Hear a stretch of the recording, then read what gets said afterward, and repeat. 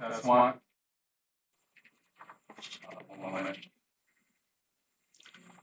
I'm just gonna open it as soon as you say go. Yes, sir.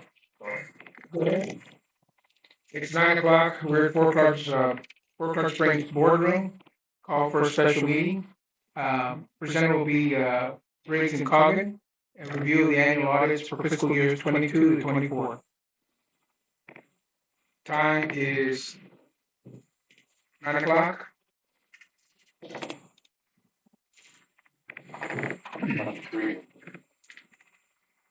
And I'll close it.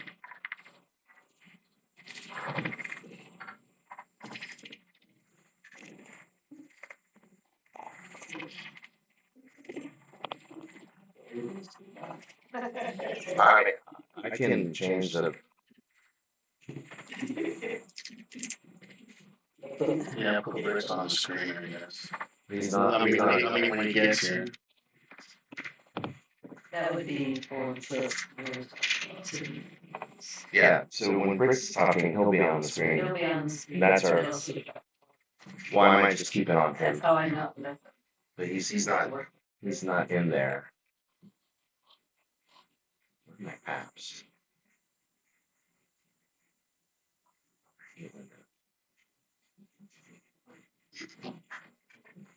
Where's my? What app do you want? Sorry, I wish I knew Zoom better. I don't handle it. I know enough to be dangerous. I'm sure I can figure it out. I know how to pin someone and using big room screen. Where's the thing I just installed? Right here.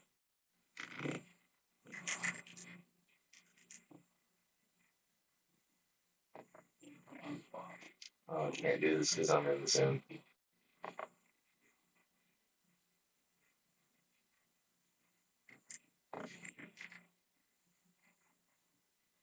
What do you? I'm just putting more people on the screen. Oh, okay. So Huffman was there. If we all sat here, we'd be, our backs would be to the audience, but whatever. Yeah, it's just a fixed Zoom, right? It's just a fixing. Yeah.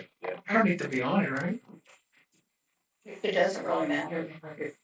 Yeah, I mean, He's on that side. He's always the on it. screen is when the auditor is on, I will set him to be the only person on the screen. And that is that. We want to call Briggs and help him a little bit?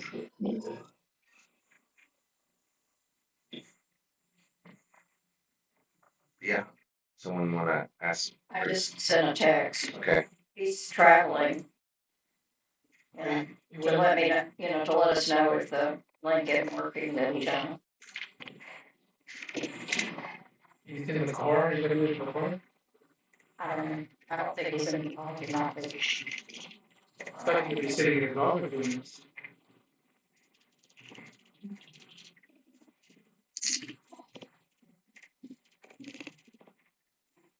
Who's the girl on the other end? Wait. This is Mary Ann Sanderson. Yep. Oh, she Oh, there's Tiffany. It's a member. Like Conrad. So people are jumping in.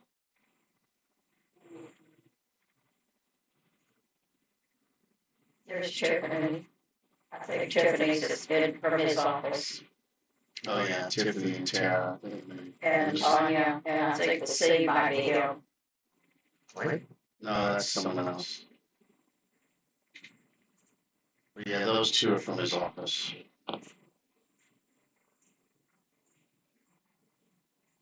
I just need to know who to mute. Probably Tiffany and Tanya. Exactly.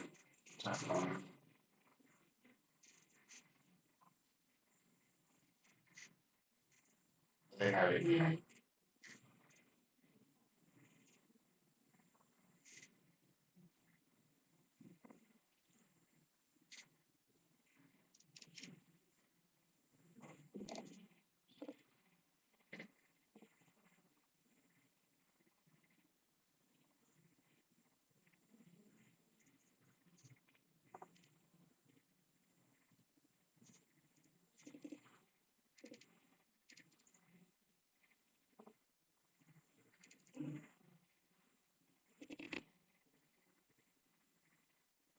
Good morning. Good morning, Carl. Good morning. Yes, please do join shortly. Thank you.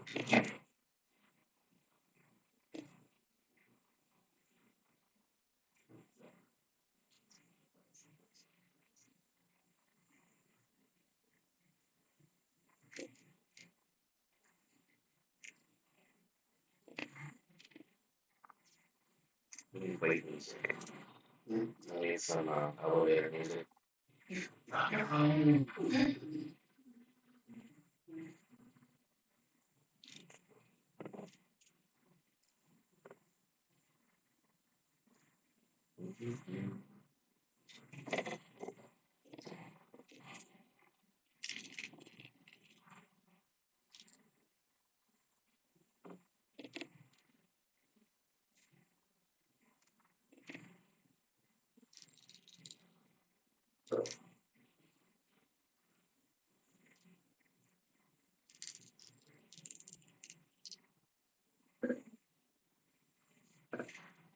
Aaron, Aaron, are you gonna ask them, the ones that are coming in to meet, to make sure they mute? He can mute. I'm Oh, controlling. you're gonna mute? That's why- You can mute it. Yeah, but I can turn on anyone on the list, but I have them automatically muted when I admit them. Okay.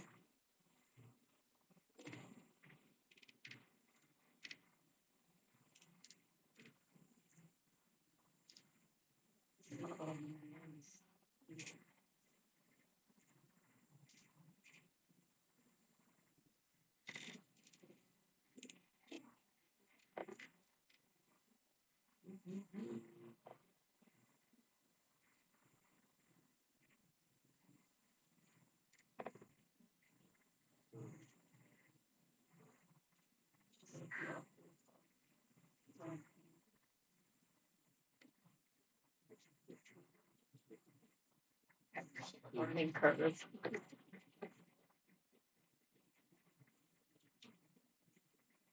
Recording a meeting.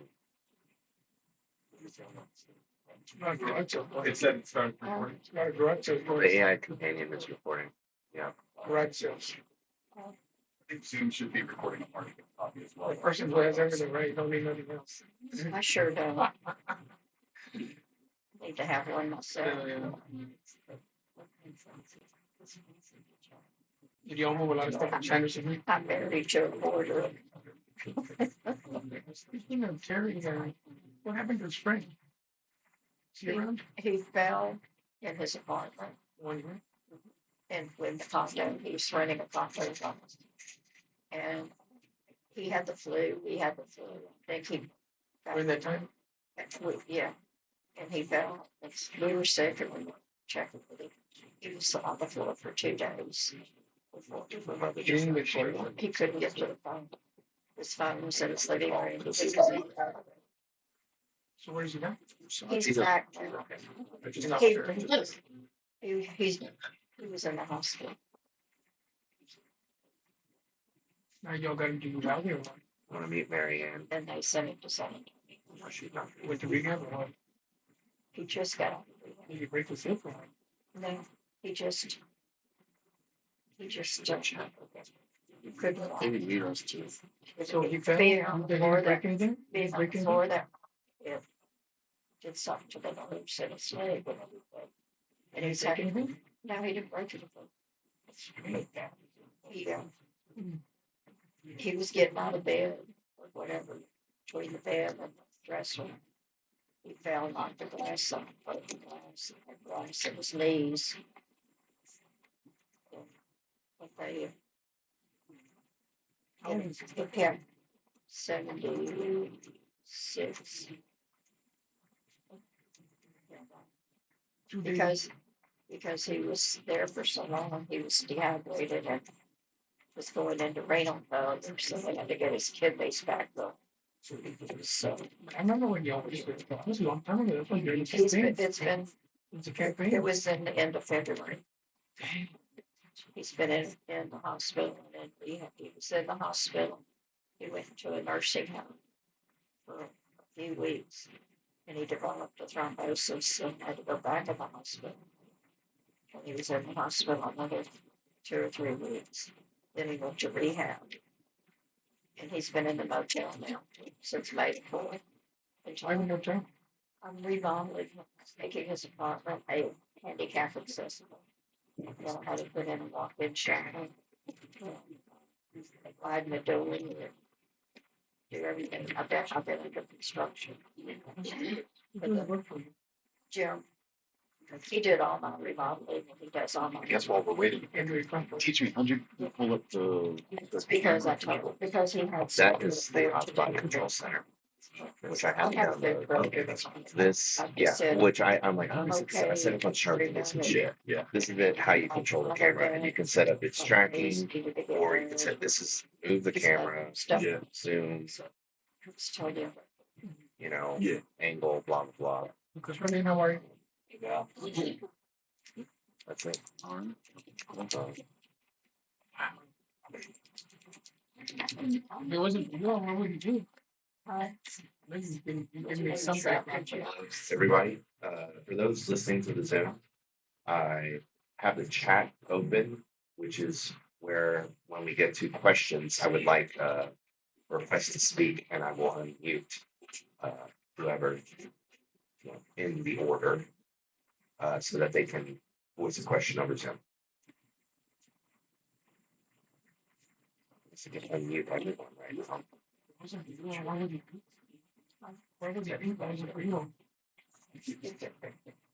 He does a lot of things.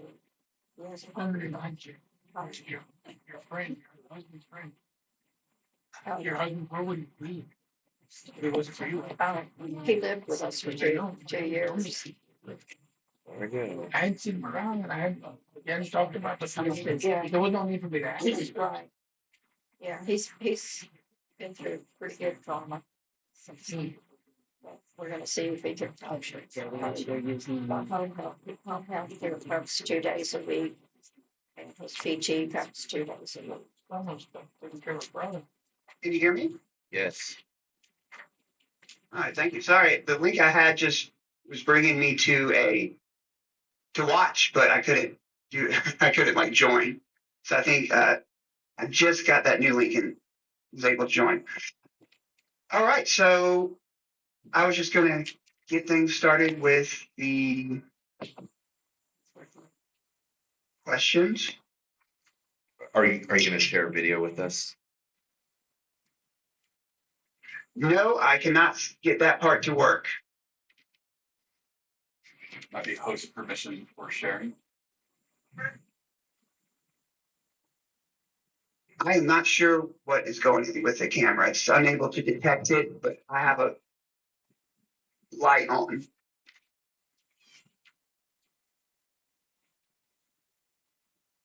Okay. Is there something on your side, perhaps, that I can? No, we have Yes. other participants on video.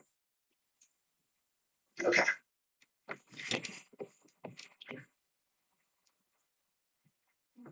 All right.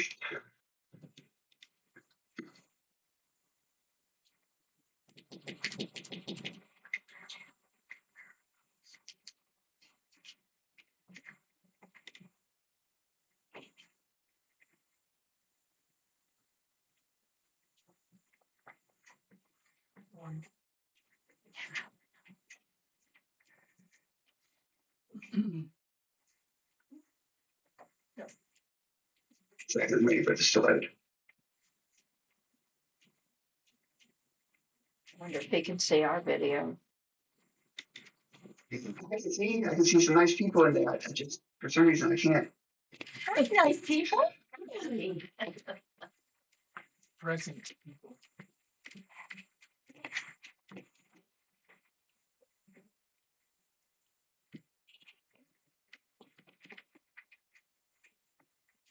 So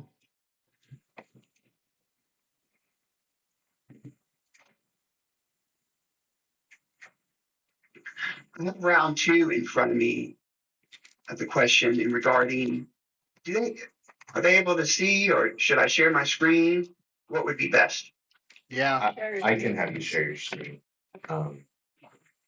Hopefully that works.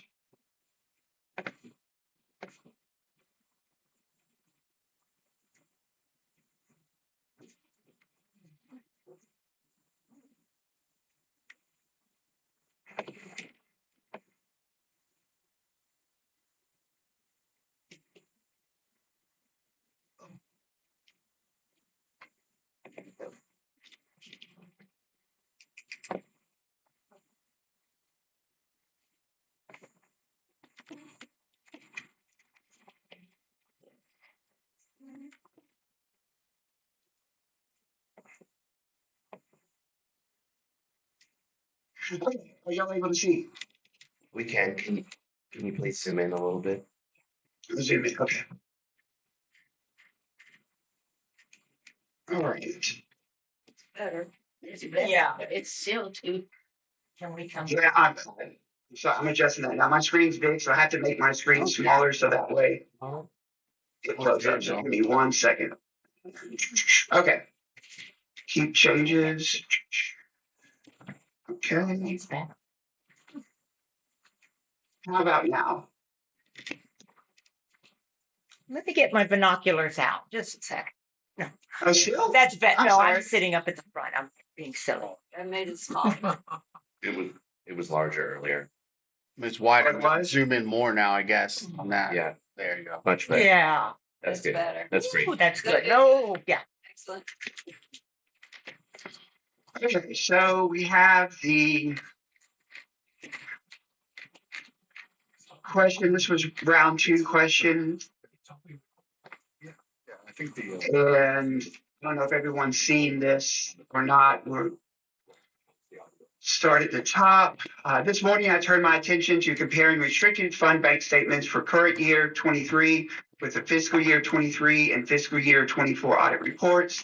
There is absolutely zero correlation, the biggest can of worms yet. So we're starting there at CA. So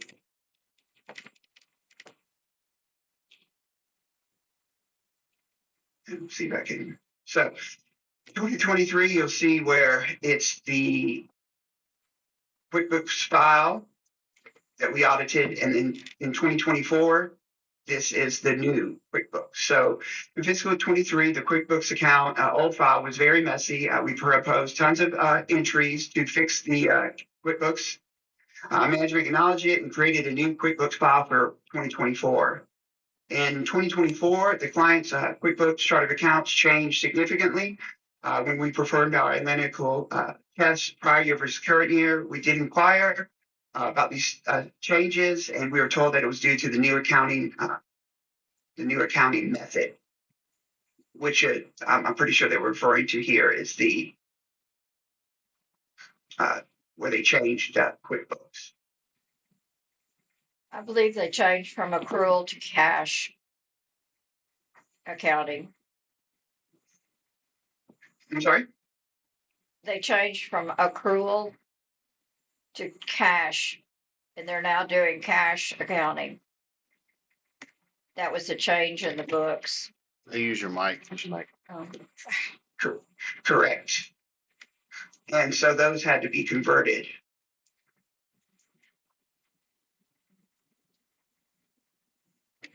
B. There is no accounting for 928,000 in revenue or the 1.8 in disbursements reflected in the bank statements. So we go here.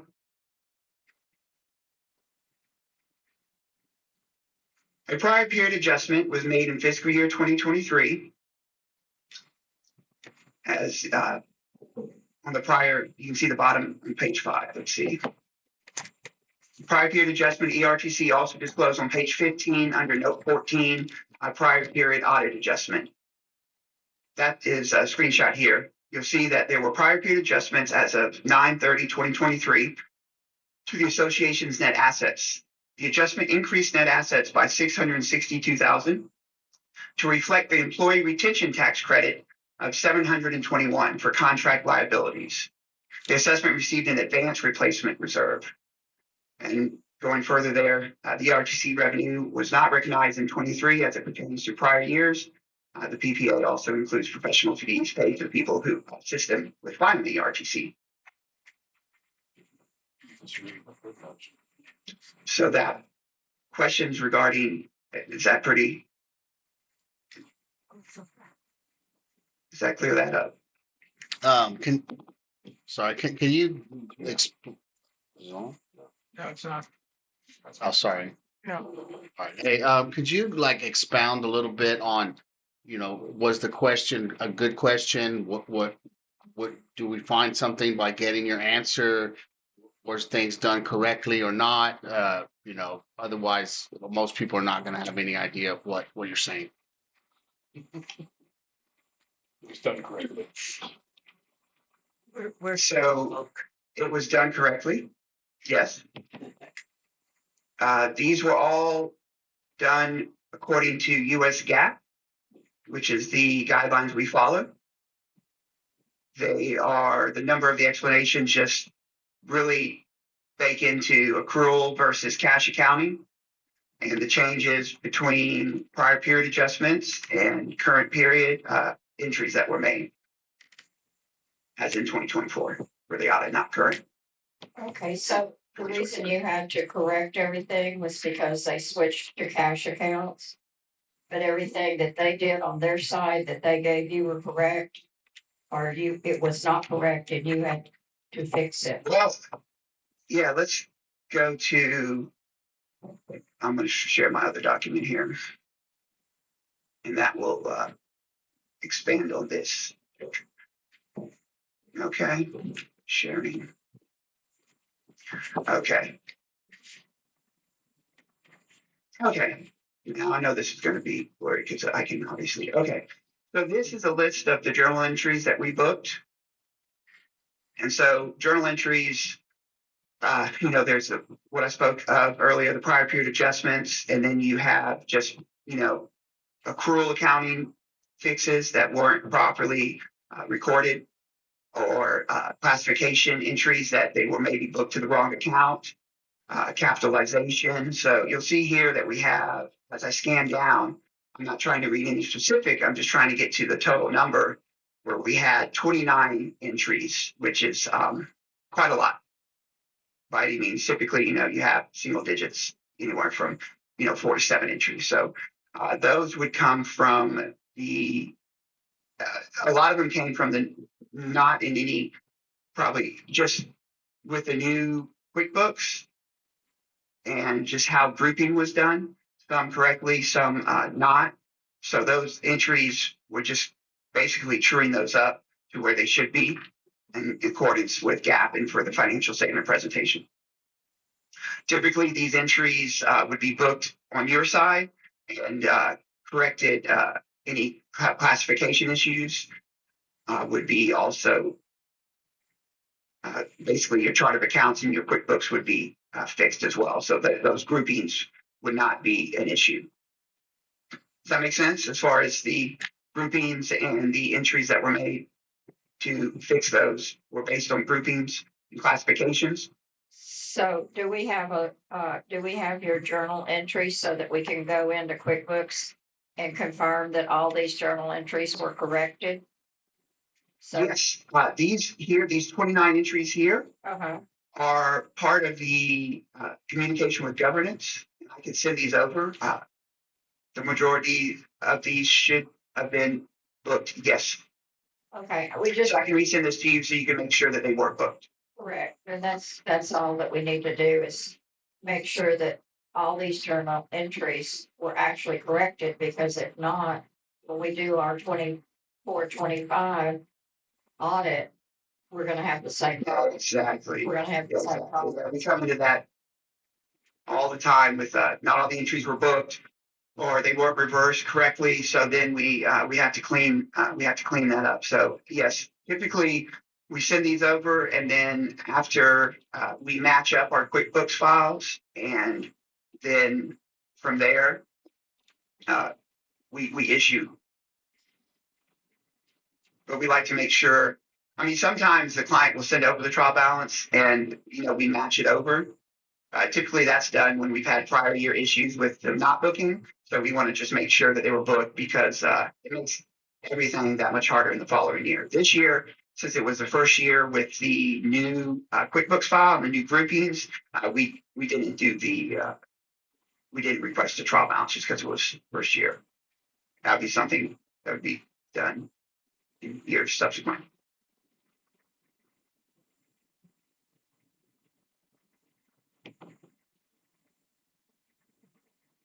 So if you could send that journal entry to our treasurer, he could follow up with the general manager on that and Oh, great. see if the staff has done it, because he's pretty much the one that would be doing the finances with. Yes, if you were to look at QuickBooks, quite a bit of the reporting from the report to your QuickBooks would not marry up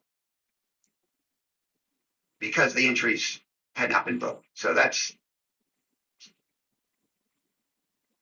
could be, that often is found as a reconciling item after subsequent to an audit is, oh, this account doesn't tie, and it's probably due to an entry that was not booked, reflecting an audit adjustment.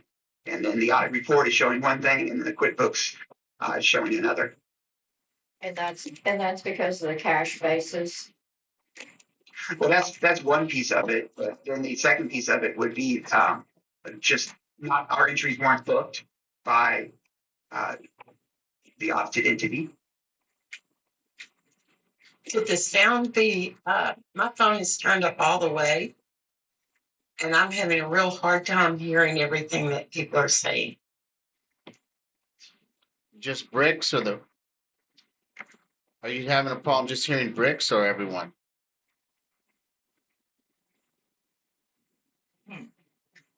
Having a big problem. Yes, that's that's right. Yeah, no, she's gone. So there she is.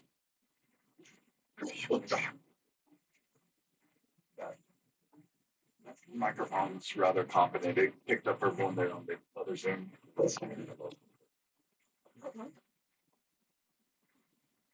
was muted. I didn't know if I was not supposed to respond. Sorry.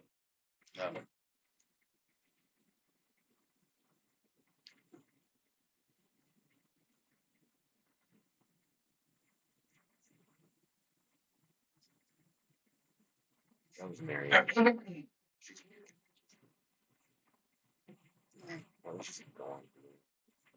right, just go ahead and continue, Bricks. Thanks. Yeah. Okay. Let's see, what? All right. Well, we'll speak louder. Go on. Other questions, please. So, was actually a question. Bricks, you went into our QuickBooks recently and looked around and stuff. Did you verify if any of these have been booked at all, or not? No, we haven't. We went through the QuickBooks to address the questions that were sent over. We didn't go through the accounts to make sure that the entries were booked. Well, some of the entries are booked, and then some of them require like your chart of accounts has to be updated for correct grouping.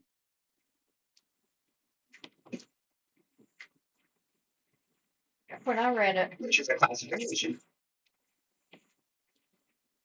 I was in QuickBooks and I ran this thing working. I think I just didn't have it turned.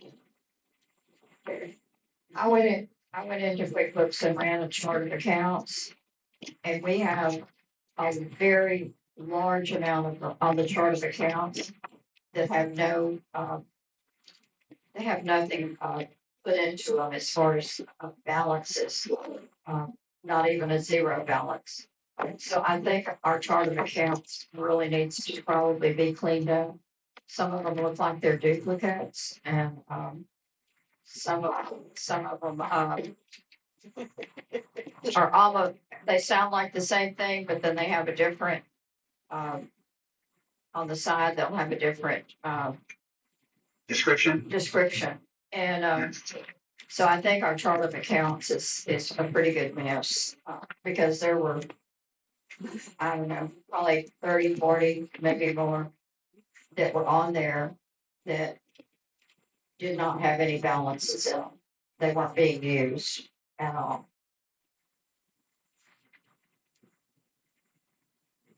Yeah, that's quite a bit of accounts to just be sitting there. Those should definitely be cleaned up, I would recommend.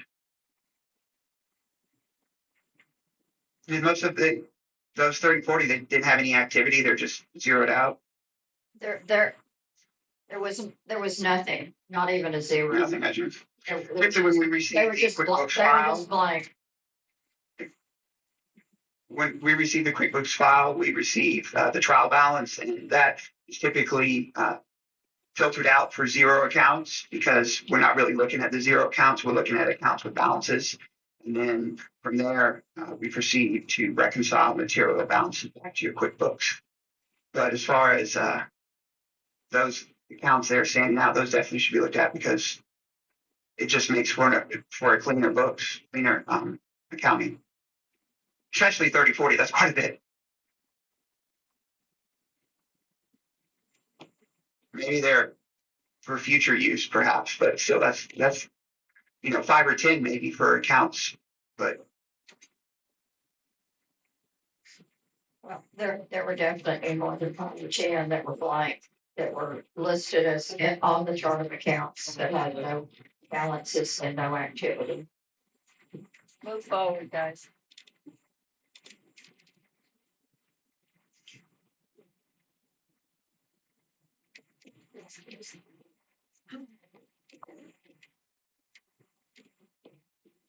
All right, Bricks, I guess carry on with the rest of your presentation.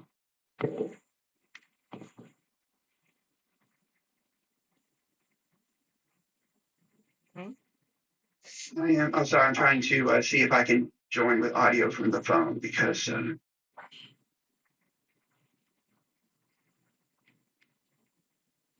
not audio, sorry, video.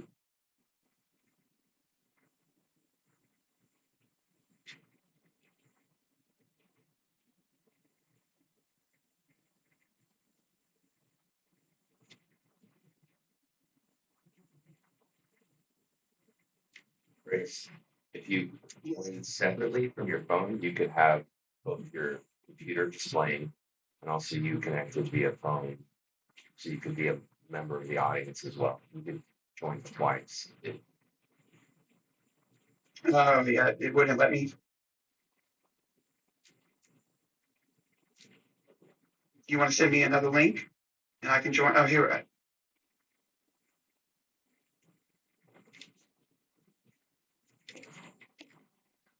Can I join with my phone so you can see me?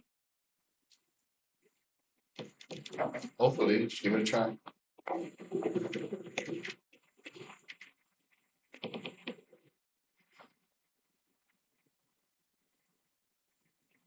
Okay, I'm sitting on that now.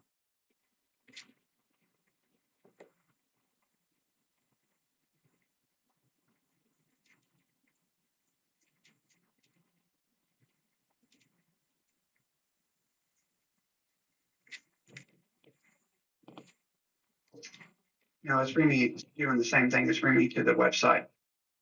Okay. Well, to continue forward from here, we have the PDF listing of journal entries. Would we like to go back over some of the questions that we had from round one? So I have a quick question while on the journal entries, if that's okay. Absolutely, please.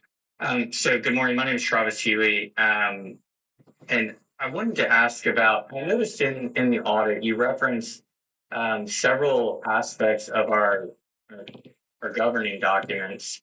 And I noticed that, you talk about the percentages and the allocations that have to be moved from the restricted fund and also into the historical portion of the restricted fund.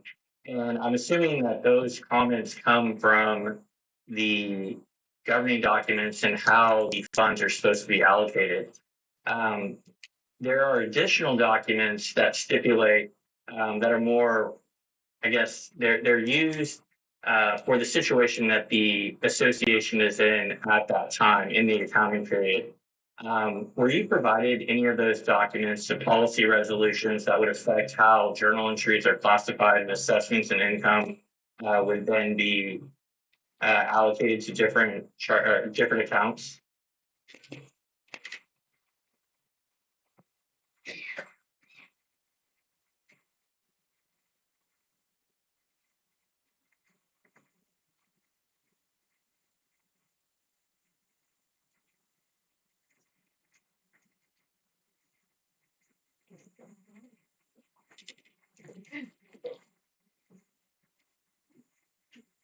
Now the audio has stopped. No, Do you refer to the audit report? Sure. it looks like he doesn't have his sound on his end. We also lost the screen connection. Can you hear me? Hello? There you are. We got you. Yes, I can hear now. Oh, sorry. Yes, do you have I guess you missed most of that. Do you have an example that we could, from the questions that we can go over in real life? Sure. So all of our revenue centers per policy resolution are supposed to book back 20% of their net income to the entity, that particular commercial entity. If you do not have those policy resolutions, would that materially affect how you would look at the journal entries that need to be made to move the funds based on the governing documents?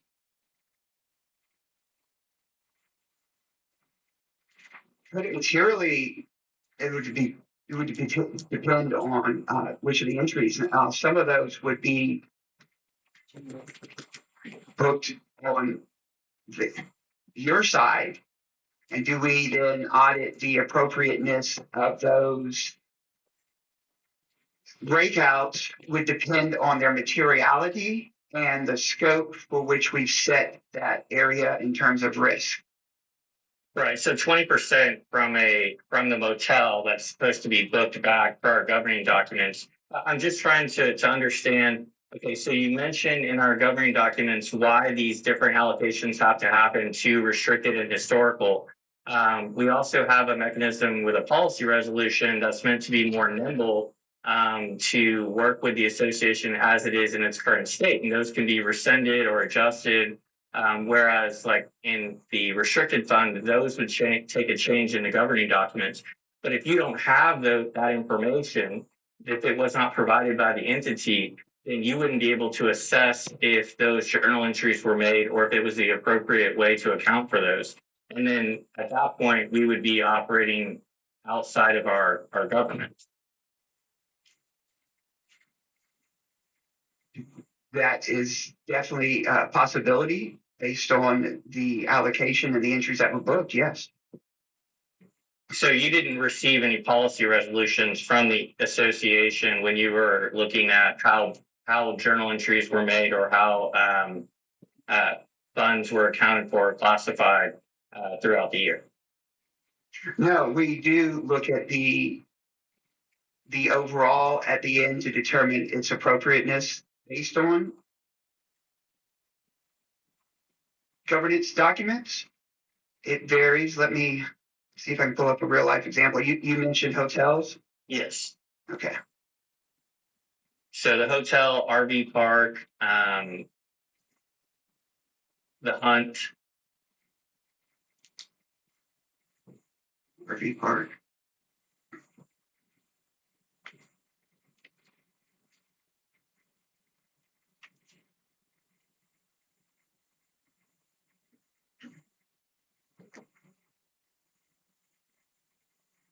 Can you hear me?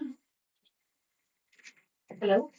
Yes, we can hear you. Yes, we were never provided with that document you're referring to, that policy. So they're not going to give it to us during the audit process. Okay. Thank you, Tiffany.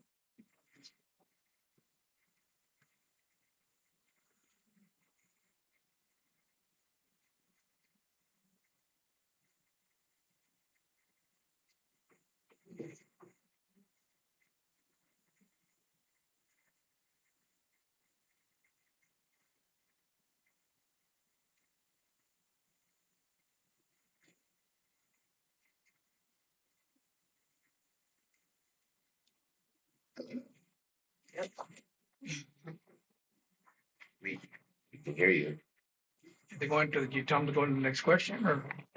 Sorry, it keeps on saying that I've been muted, so I unmute myself. So I'm sorry. I don't know if that means I'm not supposed to talk or what. You're not muted. I have not with restrictions. Okay. Oh, no, I'm not muted now. I'm unmuted myself.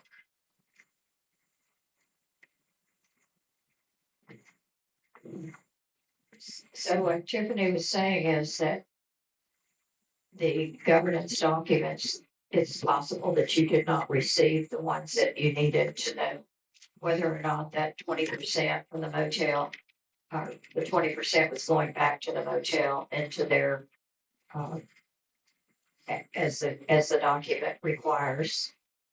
If you didn't have those documents, the only thing you would have would be the balance of what's in the motel. Is that correct? Correct. Where we look at the prior year versus the current year and perform flux analysis, that's what we were having issues with this year because of all the classification changes. And so all of our testing in that regard, because in the beginning, before we have our journal entries, we do that analysis. And that's where, things of that nature would be picked up.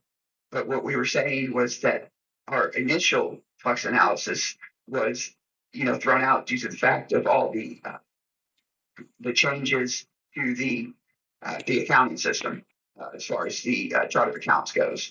And then afterwards, that's quite a bit of what our journal entries relate to.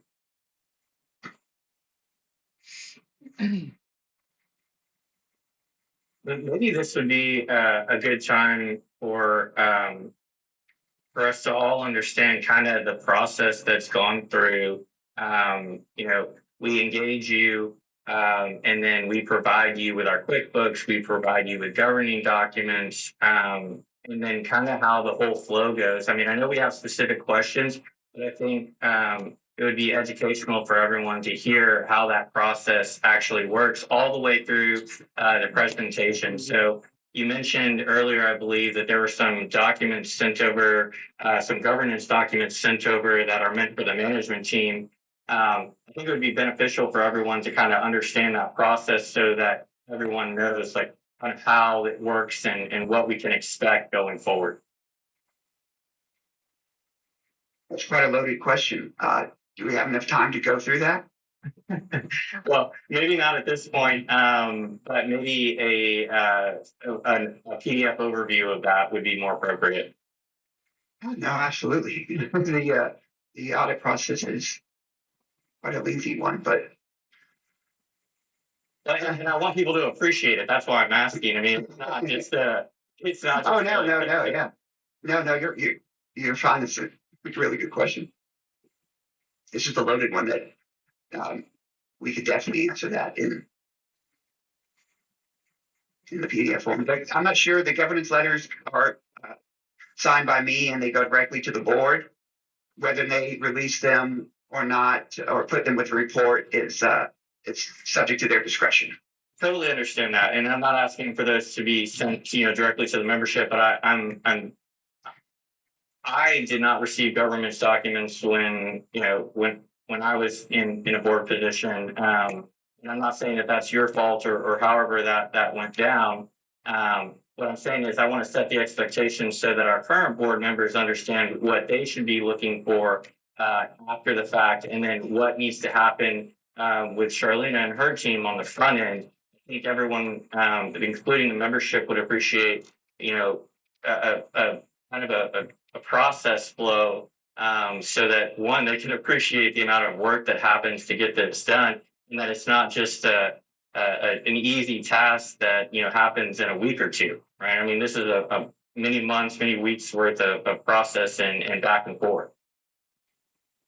Yes, that's correct.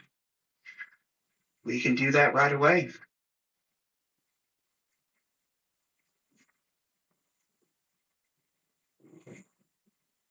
So do we want to go ahead and move to the next? If you could submit that formally to the board, we can address that. Absolutely. And have that responded in due form within the next couple of days. Well, a couple of days, that's awesome. All right, I can absolutely do that. Give yourself a week. Okay. Thank you, Travis. On to the next. So do we need to go ahead and move along to one of the next questions? Because I think there's a lot of stuff we've uncovered just right now that we're gonna have to table and put together something and get with the board. Because the more information and the correct information that the auditors are giving, the less they're gonna have to charge us to dig around and get all that information. And that definitely goes into the flow of the entire metrics. Absolutely. Do we want to discuss any of the questions sent forth in the first round?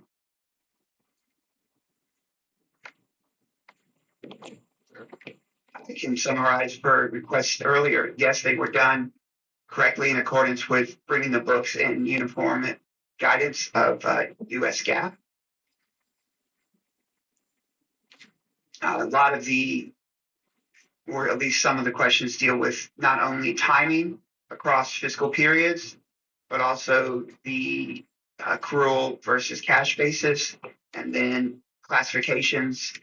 And then, of course, several of the questions, they were on the financial statements themselves. Just perhaps they weren't able to find them when they initially asked the question. That was several of the questions. Well, I see one of the expenses on reclassification that you ran into was with the way that they log the expenses for gas and oil and computer and internet. And I noticed that our gas and oil bill was huge. And I'm not sure, but I think that the tank that we fill up is 500 gallons. Is that correct? I'm not sure. Okay. And so if you, The gas and oil sub count was deleted. that was the count that was. It was it was a sub account that was deleted, and so all of those fell into repairs and maintenance. So we don't have any way now to track our gas and oil usage, whether, No, how much we're unless using out someone of has the been done now. tank. Did you talk? Correct. Yeah, it was about 38,000 worth of gas and oil that was coded just directly to repairs and maintenance. Yeah, Briggs, this is Jason Long, I'm the treasurer. Can you kind Hello. of, can you kind of comment on, it seems like there was quite a few categories that were collapsed, maybe for simplicity, but it kind of destroyed information that we could take action on in managing this business. How do you feel about the overall changes and structures of the chart of accounts and how a business like this could improve on what you've seen in there? And how do you feel about the fact that we switched to cash accounting for this type of diverse business? How do you feel about cash versus accrual for our business in general? Well, your size of business. Well, one thing, discussions with the general manager. Yeah, talks. I'm not sure how your budget is, whether it's, I think it's cash, not accrual basis, but I couldn't recommend for the size an accrual basis anymore. I mean, I would highly recommend it. It's just the reporting and the accuracy there from period across period is just going to be a lot smoother. You're going to have, drops in those depending on who's doing those cash to accruals.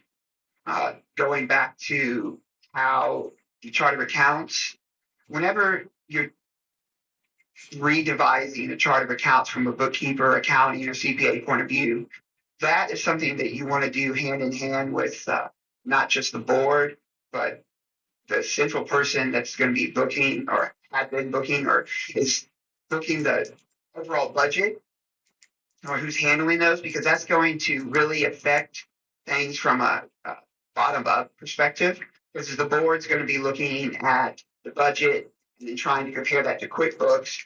You're going to have, let's say the book on cash basis, which they are now. If those groupings and those accounts aren't, married up correctly to the budget, you're going to have lots of issues there. just in general oversight. Well, why is this out of budget? It's like, oh, well, that's has a $40,000 gas and oil account group to it when it shouldn't be. It should be by itself, or it should be further subdivided through sub accounts. Just to give an example of the one we were talking about there. I mean, maybe it's fine for it to be in repairs, or maybe it's something that y'all need to break out because you want to track it. And then maybe at that point, it might need its own either sub account or main account.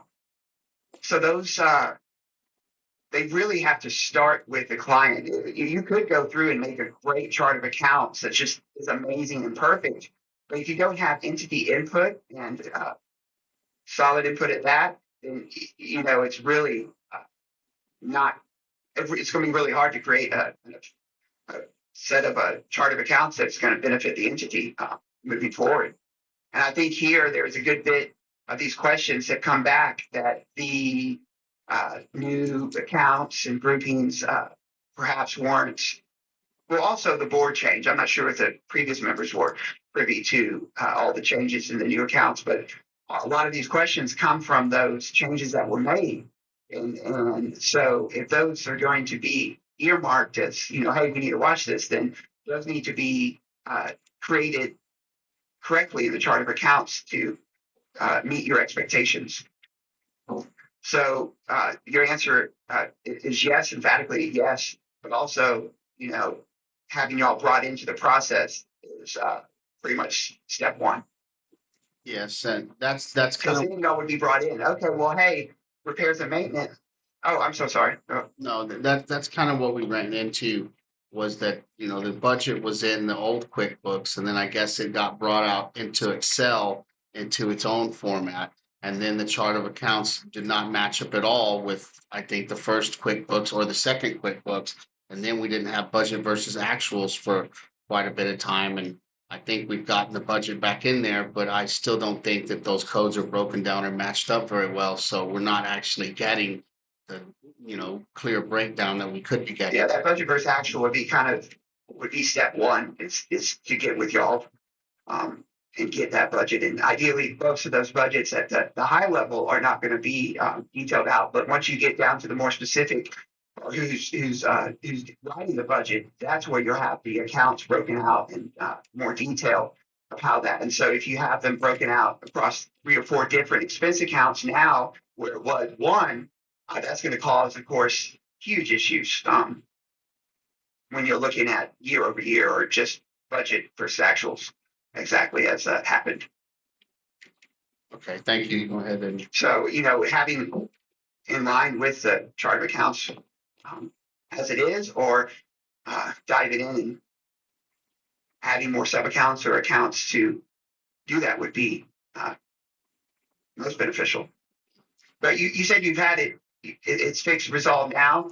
The budget has been put into QuickBooks, but due to the fact that when it was brought out into Excel, it also included Los Morris Corporation and some other things maybe, and then we had to break that apart again. And so I'm not exactly sure how well they would break out. How, if we were to revise our chart of accounts and get it, clean and organized and broken down into more levels, so we can, see how much fuel we've been purchasing rather than just a bunch of maintenance money. How many hours do you think would take for a pretty well-skilled bookkeeper working with the staff to get that straightened out and get the budget lined out properly? I mean, is this a 40-hour job or 100 or 10 or what would you think? So are you going with what you have now and expanding on it, or not ground zero, correct? No, I wouldn't say ground zero, but I mean, certain things I would like to see, like currently events just say events, but there's no subcategory for commissary rentals or, Dickman Hall rentals or anything. It's in the memo, but you can't really break that down by the memo unless you manually do it.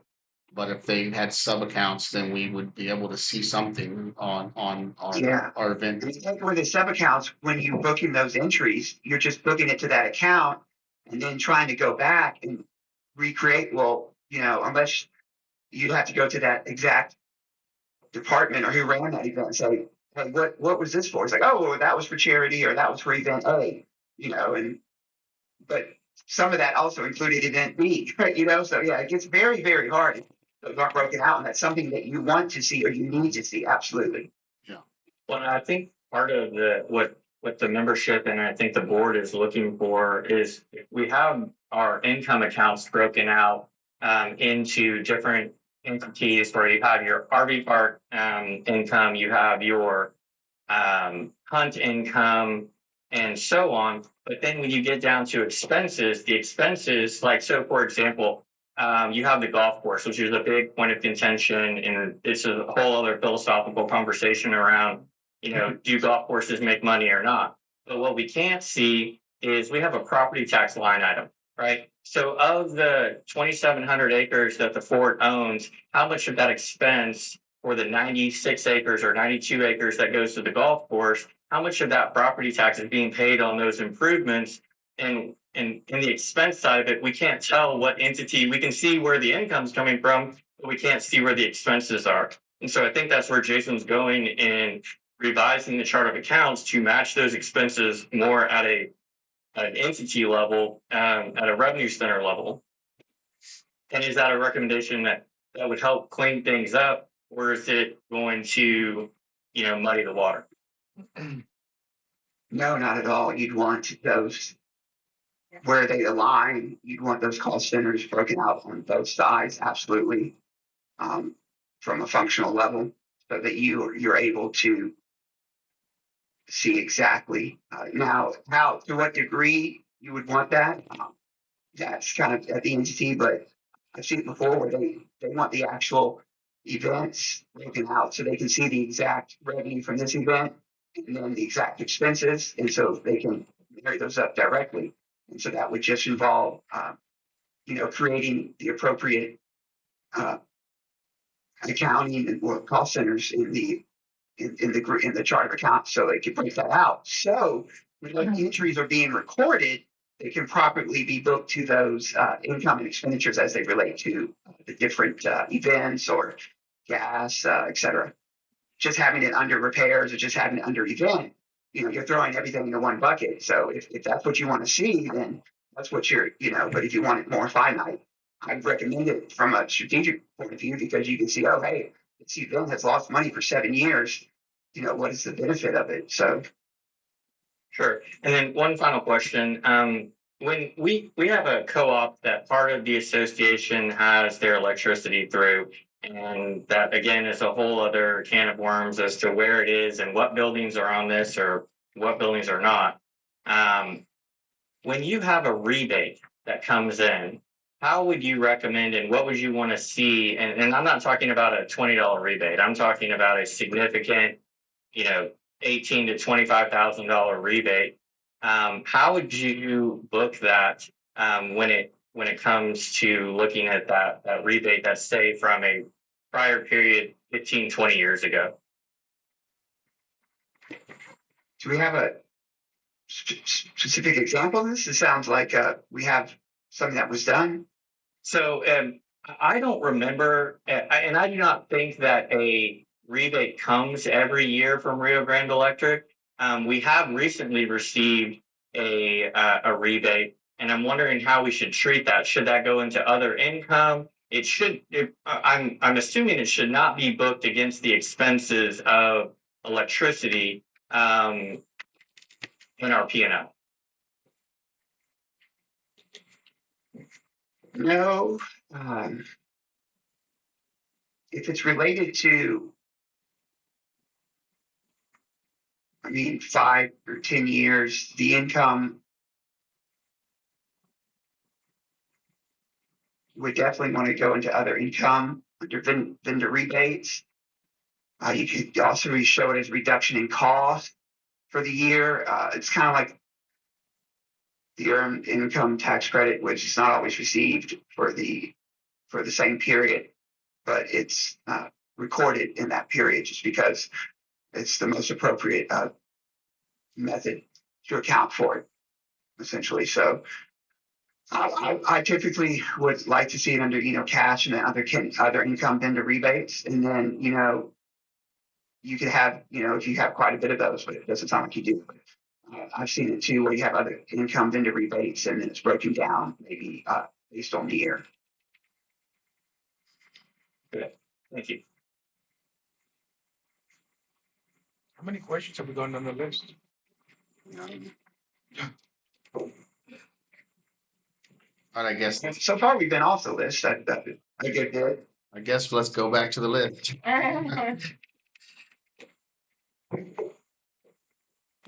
Okay.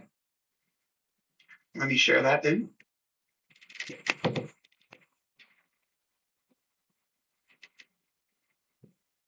Uh-oh. Okay. This is the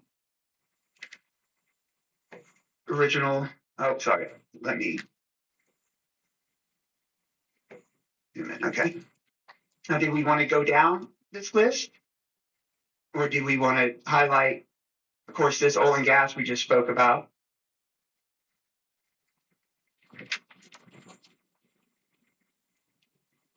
As you can see too here, where we had to go with it not being grouped, we had to go find it because it was just thrown into the repairs and maintenance bucket without, but then this is where we could see the line items from Martinez Fuel or and the individual charges that added up to that 39.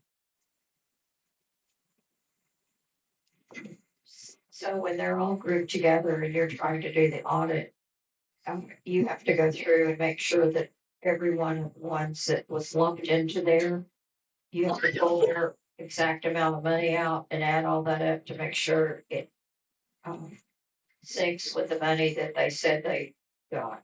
Is that correct? So they said they got $39,000, but you have to go back and see, was it maintenance? Was it gas and oil? Was it employee? Right, So you have to break it to as all much as out we can see. and then add it up to make sure it's the correct number. Correct.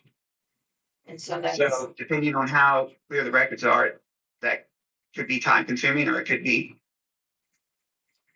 But having to just go look for it, it's,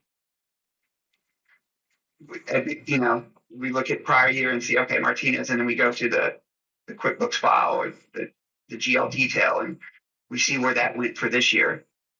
And having to do that, repetitively, in the year one of any, no matter who, where, what, when, is going to be additional just because of it's changed. so that's all additional audit costs that because At least a lot. a lot of it There's a lot of consolidation that I don't really think was needed or shouldn't have been done. Just because an example would be some of the questions we got asking about where this and this was, and we didn't see it. Well, it wasn't a clear line item because it got grouped into a new grouping this year, like for repairs and maintenance here. So that's source to a lot of the time we're having now is from those changes, yes. But those things are going to happen, when you have a rebuild of a chart of accounts, no matter what. And then you go back and say, okay, well, now we know. Let's add. Now, you had asked earlier. I didn't get to answer that part as far as hours. It really, basic. Depending on what. Do you know the number of chart of accounts in there, minus the 30 or 40 that were zeroed out? No, I didn't write that. I didn't bring that list with me to the meeting. It's for And how detailed and how line item you really want it to be. And then the big part of that, though, is also once you do have those, as Travis brought up about the cost centers, like you may be in a village, so you can have the income side and the expense side. You just want to make sure that who's ever providing who's ever doing the bookkeeping is on the same page as well. correct. And so going back in, I mean, it could probably some of these base adjustments or getting back to last year, maybe 40 hours, and then delving into maybe areas where you want to add in. I'm just saying 40 because they can look at a lot of prior year groupings and just, recreate those. And then for additional things that you didn't have before that you'd like, that could be, 10, 20, it just depends on how much, specifics you want, but Yeah. it's highly beneficial to the board to do that and have the breakout of what they want to see. So when they're looking at those budgets, it's budget versus actual.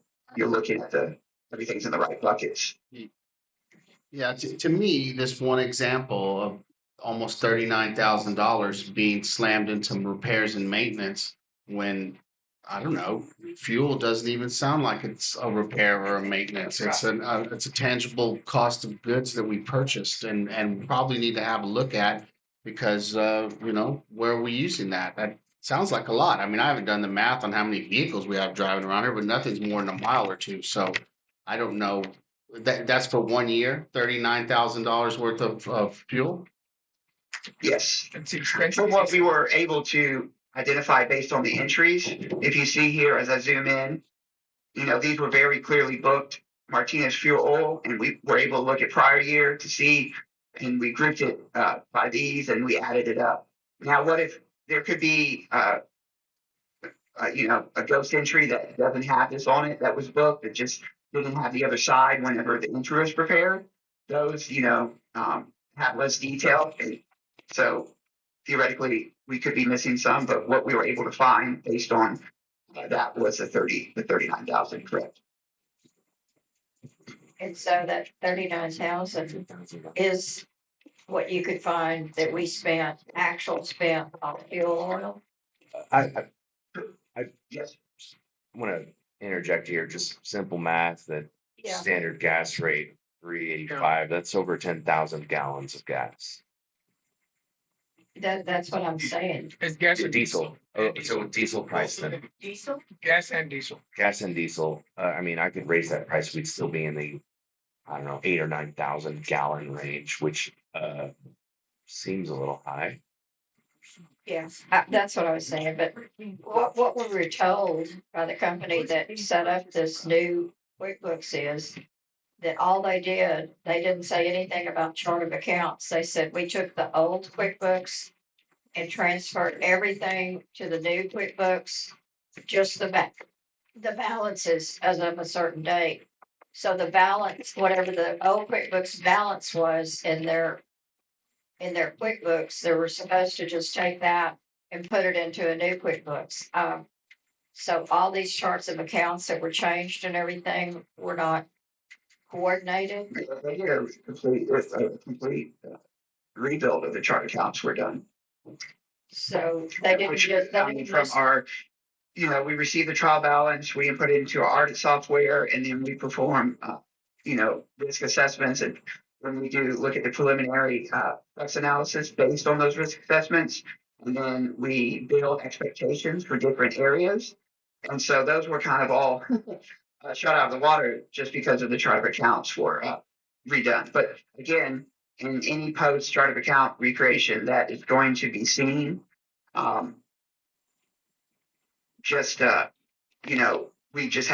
we were going down a little higher in our degree of looking. We just had to bring it back at an account grouping. But even at that point, there was some,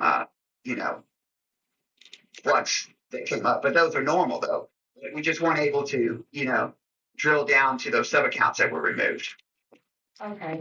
So Which it we was had to rebuild. Essentially, we had to rebuild our Yeah, preliminary analytics and Okay. go with the new So- charts. the old account was not just balances transferred into a new account. It was a complete new set of QuickBooks with new chart accounts. The subs were lumped into one big account, and you had to break all those out when you did the audit for 2024. Yes, where we could. I wouldn't say break them out. We just had to look at them at a higher level, where we had prior looked at them from a sub account, and we had to look at them from a grouping. And I do remember from some of that initial flux analysis, when we sourced it to those areas, it was entries that we ended up booking for, reclassifications or changes. And so once we got down to it, the final run analytic, flux analysis was more in line to our expectations. But that was after our entries, and so things kind of got, booked to the correct buckets as reclassification entries do or focus on. I got a question. So basically, we're working on migrating from the new cash basis QuickBooks, all of our accounts receivable, from all of our assessments and which is mostly all our money, honestly. When those accounts were brought in from the QuickBooks that was on accrual, the old one, into the new one, I think pretty much almost every one was just brought in as a GL code of sales. And it wasn't broken down by how much money you may or may not owe to the restricted fund or the historical fund or other things that just says sales. So my question would be like, so now someone owes money from the past and they come and settle up with us. If those line items were just brought in as a generic one line item sales, $2,000, we don't actually know what the breakdown of those was based on how much would it be owed to the historical and restricted fund. And when I inquired about it, I was told, back before we switched to the new cash basis, all those deposits to the restricted and historical fund were made on an accrual basis. But I'm not sure that we paid money into the historical and the restricted fund on money that we never collected. That doesn't make sense to me, that we were just dumping money in there based on money that we thought would be done. But that just didn't make sense. No, it doesn't.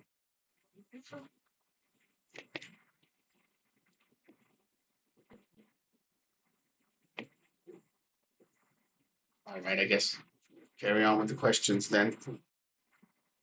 I have kind of a general question. If now's a good time. Sure. That's Sorry, I can't hear you. Is that yes? yeah. Yes, they said yes. Sorry, thank you. This is Annabelle McNew. Thank you, folks, for doing this. So generally speaking, I know in the past you've come or dialed into the annual meeting and gave an overview of the audit report. But this past year, Triumvir came, or Peerless, or MSH, or whatever they're operating under, came to the meeting to review the recent audits. And just sort of one of the things they said generally was that we have beautiful books. And that's a fun phrase. And that statement often gets thrown around now and sort of blanketed, kind of seemingly to suggest that, like, everything is fine and no improvements are needed. I'm just generally sort of the mind that in any situation we can probably find ways to improve. But when they said we have beautiful books, is that in reference to, like, I think maybe there's some confusion about what that means. So, like, is that in reference to the financial health of the association or the internal processes of the accounting department, or they just, like, look pretty? I mean, if we have beautiful books, is that going to mean that the audits moving forward will be easier, less expensive, without any improvement? I mean, it sounds like you do have some recommendations of things to improve, but I mean, so do we have beautiful books, and what does that mean? So obviously I can't speak to the context that she was directly, or he was directly referring to in their mindset when they referred to it. I would say the books would need some work, based on just, we had 29 entries that were required. And those entries aren't just based on, no longer having sub-accounts. They were also based on just having to reclassify the entries, just being classified wrong. Like, you could argue the oil and gas could be in repairs and maintenance, but then the entries that we looked had just were completely wrong in their classifications, and there was about 29 of them. So if I was to refer, that term is such a hard one to use. I mean, one factor of that would be, maybe no entries to a few entries. Any time, though, subsequent to chart of account entry, new QuickBooks completely, you're going to have a good deal of those entries. It's the method of the madness. There's nothing you can get around to it. So all I can say is 29 is a lot.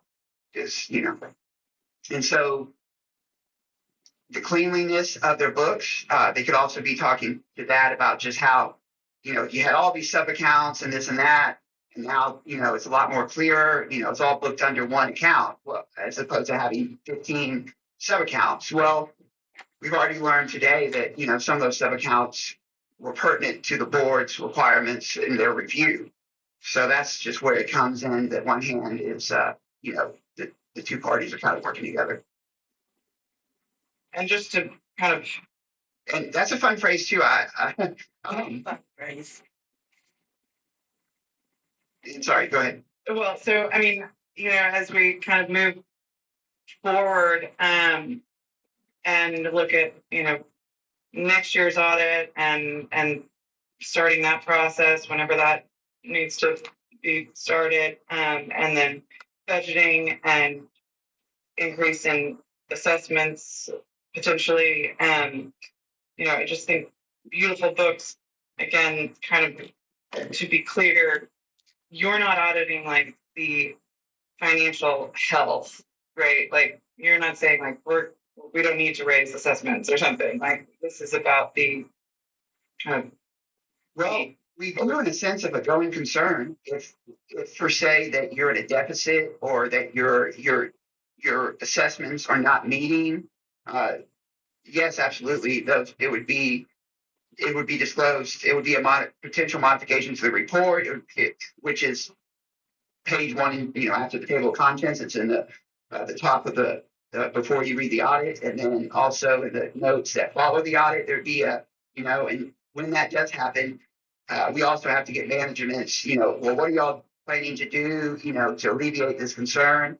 And their answer could be, of course, this is theoretical. Obviously, this is theoretical. You know, well, we plan to raise assessments by such and such amount. Therefore, on an annualized basis over the next 5 years, we increase it. You know, it's, you know, and they argue their stance, and then we audit the appropriateness of that to meet the growing concern that was raised, and then we address it accordingly. And you know, maybe it's not it will always be a footnote disclosure though, always. So yes, we do. The viability is quite a huge piece of it. Yes. okay. So that helps. So presumably next year or, you know, next year you'll be auditing what we're doing now. And for example, like we're looking at a motel renovation potentially, and I think in February we had a special meeting to talk about what that might cost and how to handle that. There was a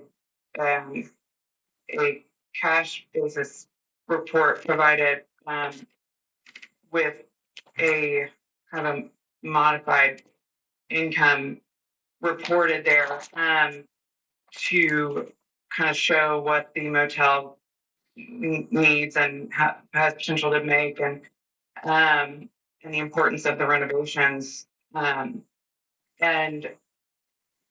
I think we're still unclear about how that's going to happen. But if we increase the assessments, I think sort of to the max amount, we'd be looking at, I think, a $40,000, something around there. And somebody correct me if I'm wrong, and I may very well be. But like a $40,000 a year. When you say the max, is that based on the general documents of the formation, or where is? Yeah, there's and someone chime in, but there's a stipulation that it's somehow reflective of the CPI. Kind of dictates the max amount. That's correct. I mean, you know, limit. It's based on the CPI, but we're going to determine that later. Yeah, it's based on the CPI. It's something like the higher limit of the CPI index versus some number that we have 2.5%. I'm not exactly sure how it is. And then a certain percentage has to go to the restricted and historical, and that's based on a percentage and such, a max of 12%. I know the exact, but there's a few on that. Like so if we have a motel renovation that's on the low end, looking like it's going to cost us $40,000 or something, and then we increase assessments and say that brings in and $40,000 over the course of a year. But like I'm looking at our budget versus actuals, and year to date, we budgeted for a net income of negative 87,000 approximately, and our actual total net income is negative $186,000. And so, is there anything we need to be looking at or thinking about in terms of assessments and future costs and viability and all of that now, so that when you're auditing current operations, that is,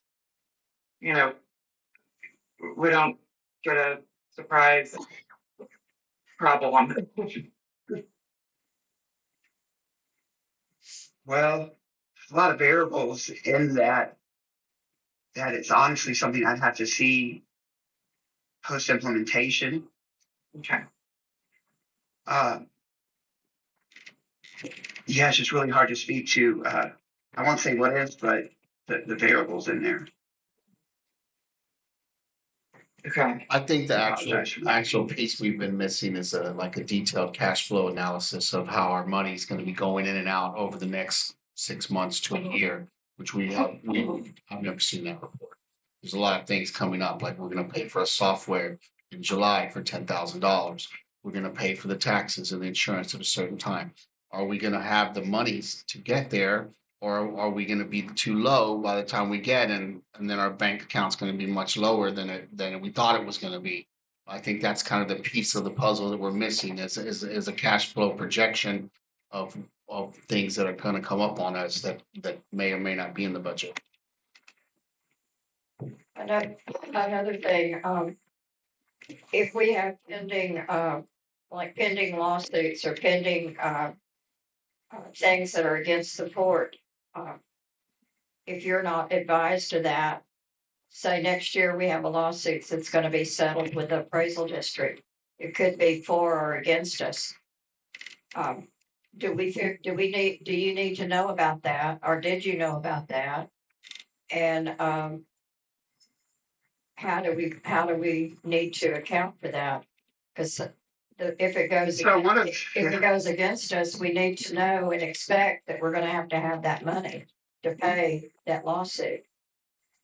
So, typically the first question, in our first meeting, we would ask about any legal activity. And then when we're looking over the GL, one of the big things we look for is for payments to, law firms. And, we make sure that we send a letter to all those payments.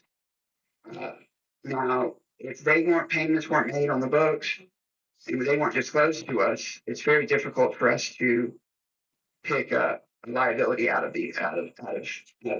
thin air. So, that would be, we do our best, but it's happened before where illegal is paid outside of the realm of what we're provided. And it's very hard, if not impossible, unless it was pronounced in the news, there's something very well known for us to find and track such an event. So disclosure, and then it being, of course, you can have it in the books, and then the description could throw it off too. So, is there any way to kind of project, like last year, or this most recent audit didn't have any big flags about kind of viability, if I'm not mistaken, but also, aside from the lawsuit, like the motel repair, presumably we've got 150-year-old buildings all over the place.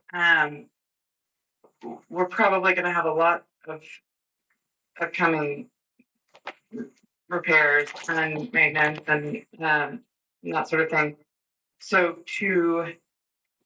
when you talk about viability, would it help to have a reserve study or some other kind of evaluation to better understand those liabilities now so that we can better understand the viability. I guess is I what would it's. absolutely recommend a reserve to be formed. I'm not sure the last year it was. You have to rule that up. When was the last? Do you have that? January. No, reserve study. I don't know, 1980 or something. Maybe if there was. We've never had a reserve study that I know of, but if it was quite a long time ago. We've been discussing it and finding out how much it's gonna be, what we can do, what funding we might be able to achieve if we were to get the reserve study done. But I agree, for long-term planning, we certainly need to know, and it'll give us a better idea of what we can and cannot fix and what priority to do them in. We kind of do whack-a-mole right now. Oh, the motel's falling down, let's do it. But We haven't done it.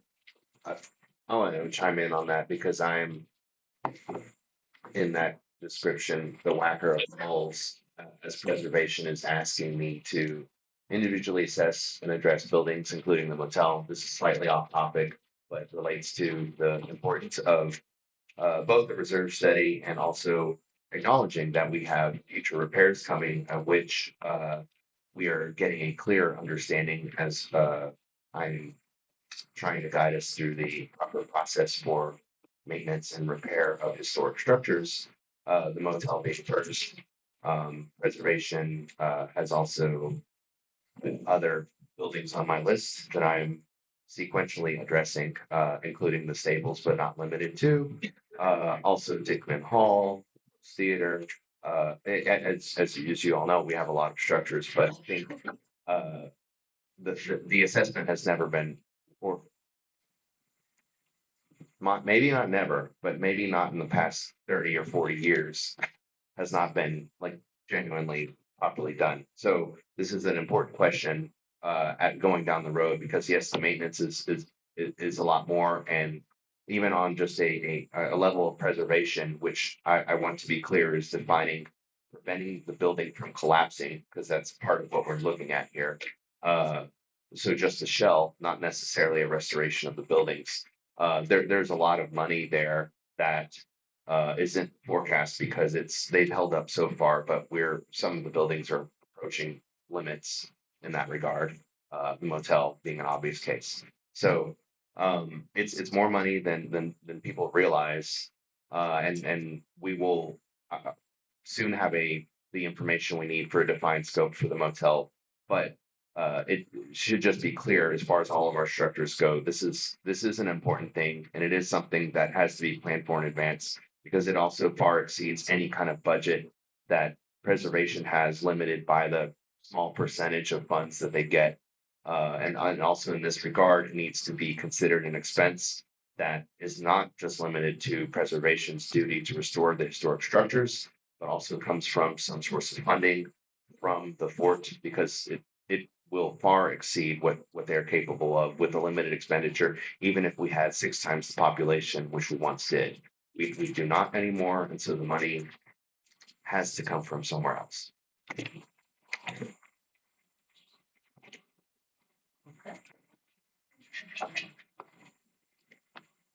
Next question. Yeah, sorry for the detour there. Briggs, please proceed. Oh, no, absolutely. Detour where required. Going down the questions, are there any other in specific that?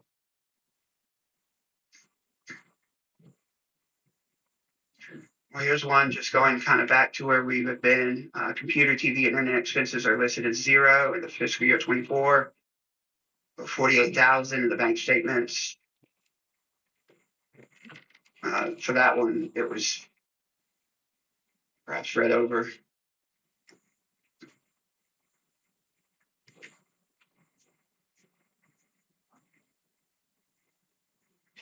Chris, now she's waiting to get in. She's right there. That's great. She's there. Oh, see.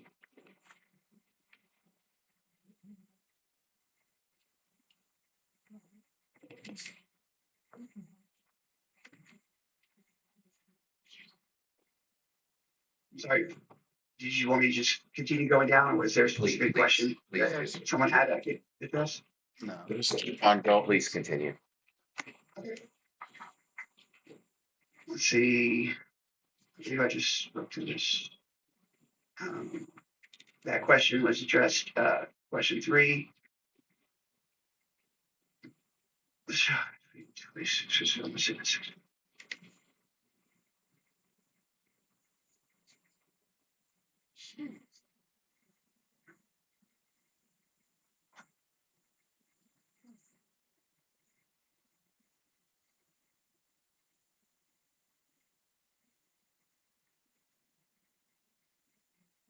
Okay, so this is talking about the page 5, the 2023 audit utilities expenses, but 24 bank statements reflect 211.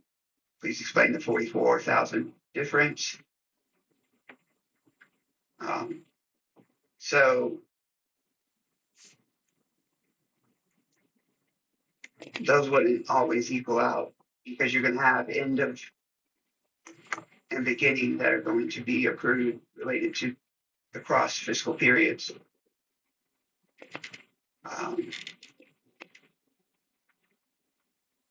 And then we go down here where you will need to add the utilities line plus utility district tax to have the total utilities of 217, which also includes waste. That's essentially just, it's requiring the 2 different line items, which you can see utilities here and utility district tax. Question 5, we addressed earlier. Computer, TV, and internet, we just spoke to that a second ago. Property tax accruals and tax reporting.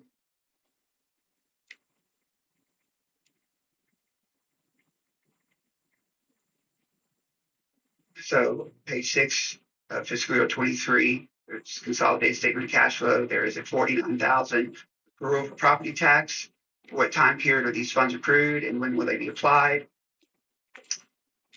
This just goes down to management making estimates, which there are typically quite a few, and then we, as an auditor, recalculate or deem whether or not they are appropriate. In this case, we noticed that 2 checks for 107 and 25 paid for 24 were not accrued, so we propose an entry to accrue them back into the prior period. It was approved by management. And then the cash flow represents that difference that needed to be booked to true up the accrual for those 2 checks. So in this here, we're talking about across different periods, accrual and cash basis overall are the drivers here. And of course, subsequent receipts that needed to be brought back to the prior period, where cash basis, you quote them upon receipt, but with accrual, you got to marry up the expenses to the revenues and the revenues to the expenses. So since these checks received were related to the prior, that's why we had to move these amounts to the prior period. And then the difference thereof is what that amount was in question of.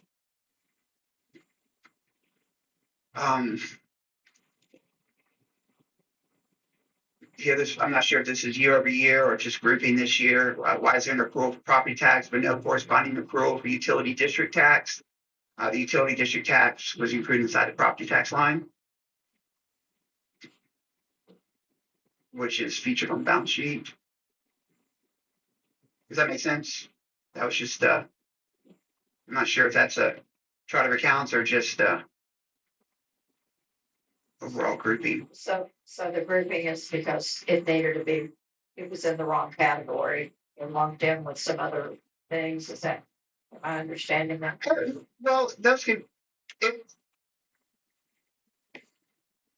yes and no. It's just where it was included on the balance sheet. Sometimes those aren't always broken out. Typically, we like to break out amounts that are, material, but then oftentimes accounts payable, you're not going to break that up. But, sometimes you can see two lines. But if it would be more of an expense or a functional statement breaking out those revenues and expenses, that would be more detailed there. Of course, this is just talking about an accrual. But the answer to your question is yes and no. It's hard to say for certain. Because lots of times these are just combined on the balance sheet and not broken out individually.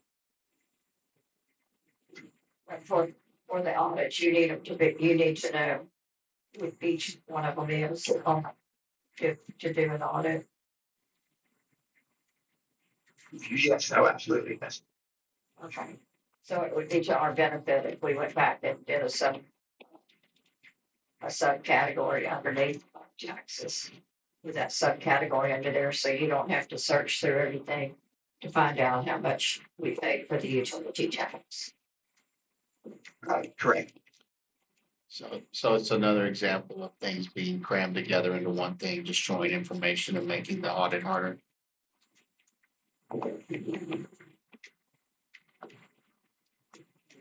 Yep. Yes.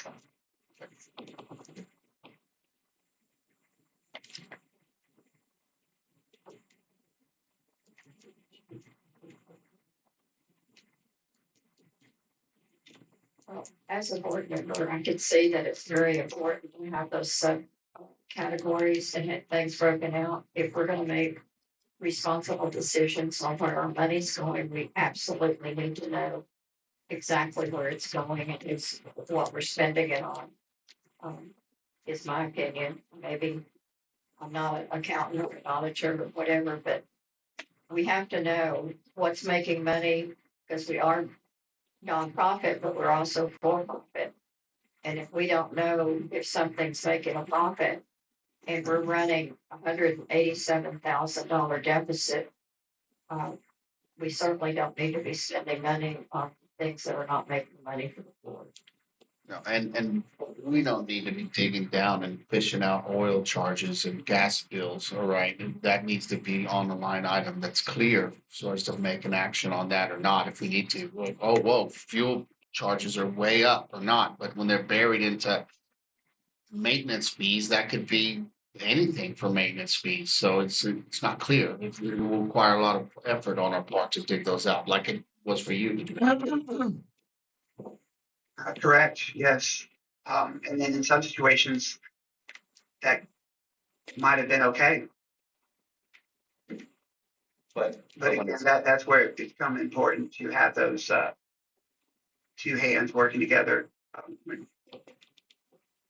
removing or adding new groupings, because all of a sudden a key grouping or a key metric the board uses is now lost in the shuffle.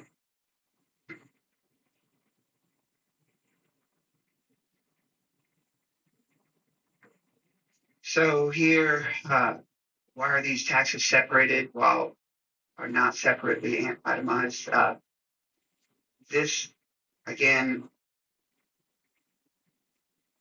kind of comes to management's and their groupings.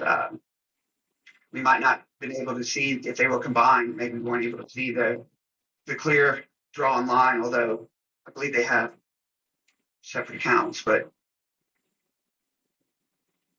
it's really hard to answer this one because it's, you can argue on either side, and then at some point, you have to start combining items. Otherwise, your financial statements are just going to run wild. So again, that's something that can be broken out if such in the future if management wishes to deems it so. But right now, we're looking at it as provided to us in the account grouping and reviewing grouping. So that probably leads way to it was changed in the new charted accounts, and then they were looking at it. Maybe in prior years it was broken up, but this year, since it was just thrown into one account grouping and not broken up, as an auditor, we can do so much theory, but at a certain point, it's like, oh, well, management wants them grouped together. You know, you know, it's hard. We can't guess y'all's position at all points, but when we see discrepancies, but see these accounts belong, together. But when we see, misclassifications, that's when we bring them, to the attention and we book an entry. But who's to say that this wasn't something that the management, hey, we just want to group these together. So that was just how they were combined and presented to us. So So if we're just looking on a cash basis as the cash, what we have in the bank and what our expenses are on a cash basis, we can group things together a little bit more. But if we're looking at doing an audit and actually managing our finances, we actually need to be on accrual so we can see what we're accruing and what's going to be down the line. Am I looking at that correct? I'm not. yes, and that is a huge benefit of the accrual. So you can see, what's coming forward. Cash basis is cash in, cash out. So it doesn't necessarily break it up across periods, or it's okay. The construction project has this much amount, expense this year, but hey, we just started at that 50,000. We still have 380,000 to go. So that would be something that's very important to have that, which of course the board would know that based on the construction project being approved for in the beginning. But, that might be something that's important to, 50,000 might have been paid, but another 80,000 subsequent year end in invoices were received that relate to that year, but don't get pulled back because they weren't paid yet. That's quite important. And the benefit of the accrual accounting to begin with is, we want to match those expenses in the period and those revenues to those expenses into the period that they occurred in. So, having another 50,000 outlay in invoices in the next year, on a cash basis, but accrual, we have to bring that back, like we did some of the accruals for the what was it? The subsequent $107,000 was received. What was it?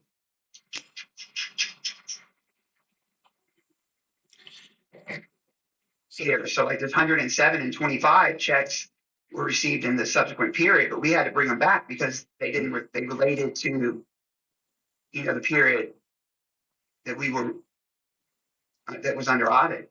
The cash basis would record them when they were received. Kind of going back to that rebate question that Travis had earlier, it's other income in the year. And even though it related to 5 or 10 years ago, I always like to add, what year did that relate to? Because if you just put it there, it might be someone might expect to receive that every year. And then, if you put, hey, that related to 2020, then that's something that we also put in the note saying this was a one-time, received, these take a while to receive, deemed appropriate for other income in this, because you don't want to book an entry that's going to affect 5 years ago because you just can't do it. And so that's why it just goes to other income in the current year. So I do like to at least add a year to it. That way it brings some perspective and not something people might look to it in every year.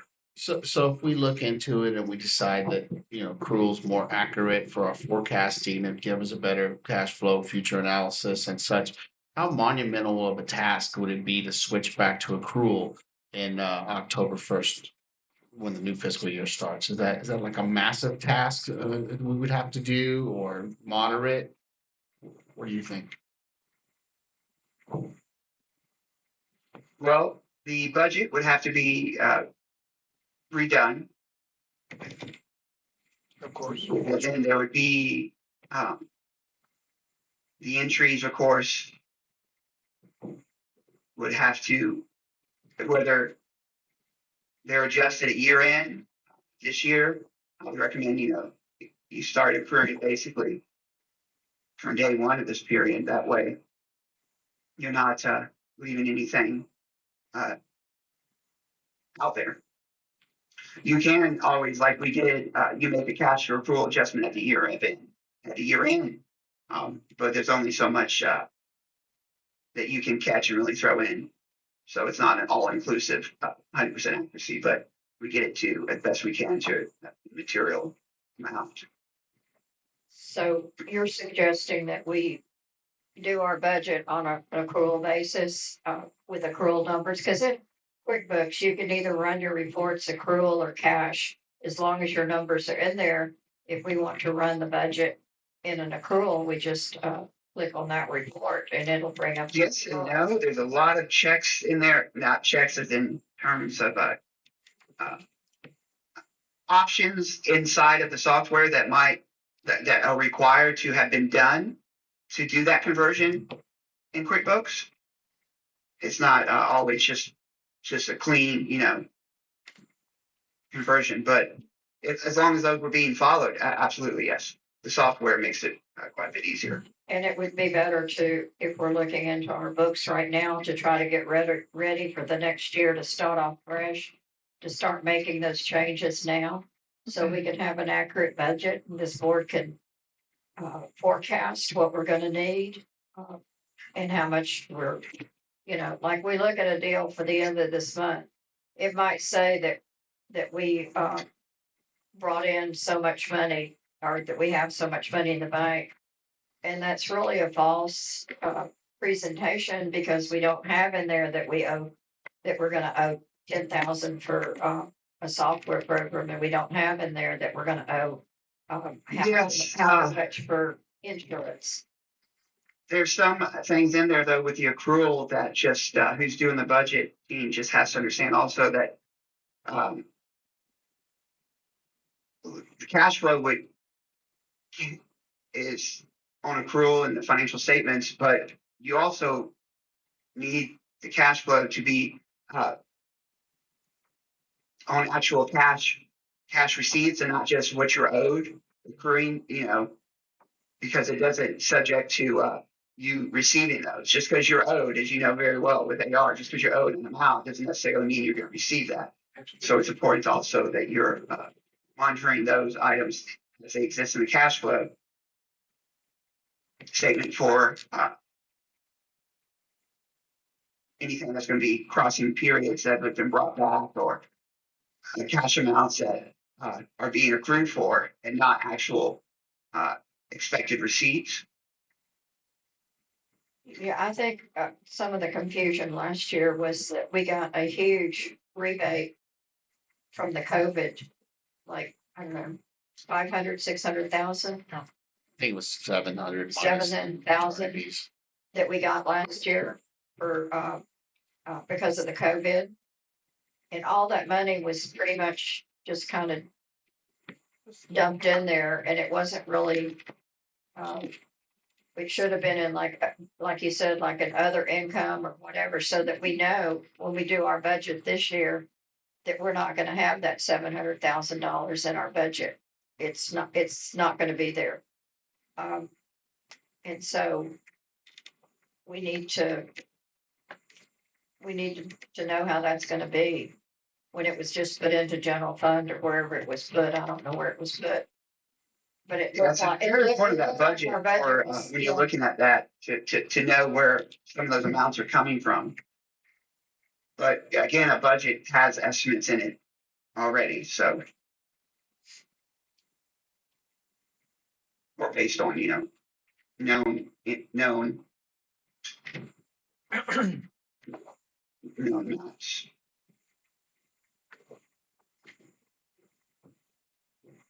So quite often you have cash flow that is locked in, within a more likely than not or a high subject of receipt versus ones that are like, well, thinking of potential outflow due to a lawsuit.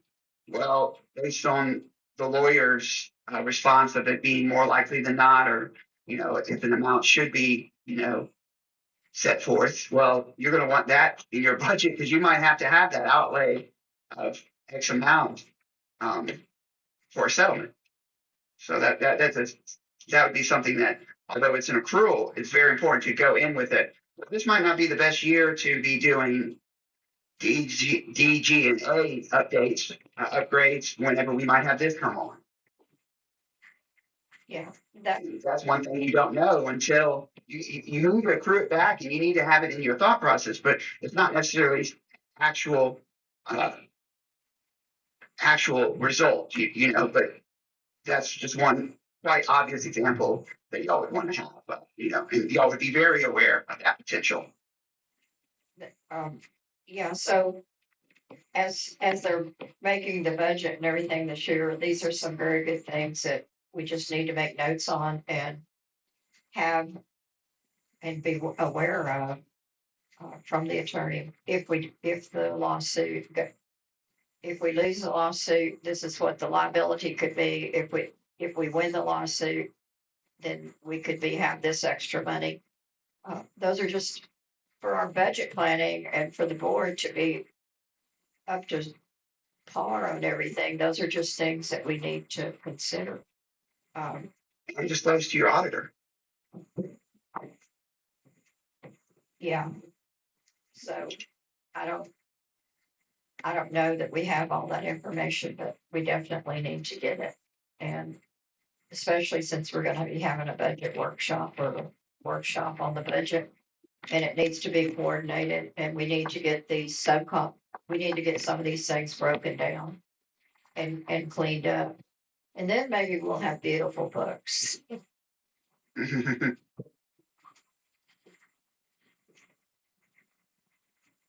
Love it. Is that all the questions? How many more do we have left of the questions people sent in? Are we towards the bottom of those? We're on page 7 of 12. With checks in there. So, images. Yeah. I'm not sure. Yeah, maybe we can kind of hit on some of the high points of giving us information on what we as a new board need to do or was done that you don't want to see done again on the audit. Maybe we can just kind of summarize it because we've really gone over your time. I have a question. Yeah. Just one hand talking to the other is the biggest thing I see here. A lot of these questions, wherever they were sourced from, are viable questions that, are going to come across when, like I said previously, when accounts are changed to the degree they were changed in. But, maybe some forthcoming on y'all's part or who's ever to say, hey, well, this year we're changing the book, so y'all going to notice a lot of differences that might have prevented some of the feedback. Well, But I think you're still going to have the questions. We always have the questions. Either it's related to some accrual and timing, or a check was received. Why wasn't that on the year? Well, y'all are on a fiscal year wherein the calendar year might be received a fund. So technically only 4 months of that in your actual year was allocated to that. And so that's why you don't see the full amount, because 4 months went to the current audit period and then 8 months went to the next period, because that's just how it breaks out. That's something else we see quite a bit. I would like to see some of the sub accounts brought back. Most definitely that would eliminate quite a bit of questions too. I have a question. If we're almost done. Oh, we're almost done. On some of the other things that I've noticed on here, you had problems with the inter fund transfers that we didn't, that you need to have more documentation on when we're transferring funds out of different accounts into other accounts, that they need some documentation and have the board's approval. I noticed some of the questions were wanting to know why these transfers were made and from restricted fund to general fund or general fund, whatever. What can we do to better inform the auditors? This could be, so interfund transfers are typically going to be included in the budget at the beginning of the year, when feasible. Obviously, not always, because we could have a schedule. We could add a schedule into the financials that have all the intra-funds, and then a line by line explanation. Well, once we reconcile them all and are able to get them, we could provide a schedule. I mean, in the end, those through the consolidation, those net out, because one side is a plus, the other side's a minus. So they're all, at the end, we could provide, additional schedule, that management could prepare. We could, just prepare that, describes each of those. And some of that would help with the discrepancies between like the utility and the tax accrual, the capital purchases, like we had a capital purchase and classifying it in the proper place. On the audit, they reported 115,000 something, and then I guess when y'all had to go in and find actual invoices, it was actually 130. I don't know if I'm reading that right or not, but I think it's number 6 or 5, somewhere down there.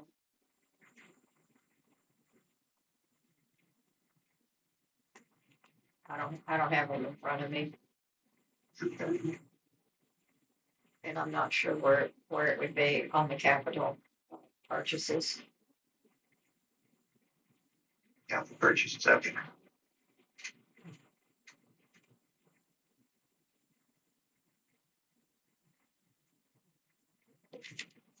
In accordance with, so this is where 115,000 expense recorded for the purchase of property. What property or equipment was purchased? So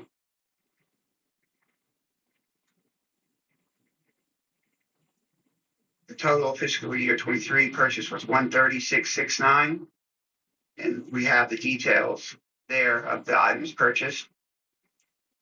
And then the right of use asset is just new accounting guidance that took effect as of essentially years subsequent to 1/1/2022, where the accounting board deemed it beneficial for those reviewers of financial statements and benefits to see leases being recorded, future lease obligations being recorded. So we had that entry of 115, which is a right of use asset for finance lease, which comes up as a asset in the liability, and those amounts are basically brought down period after period until the end of the lease, and brought down to a zero. But that way, it benefits to see what those are. So that might be an issue for the first time, someone first time seeing it, thinking that it's actual asset purchase, which is, it's not. It's just us bringing finance or lease obligations to the balance sheet.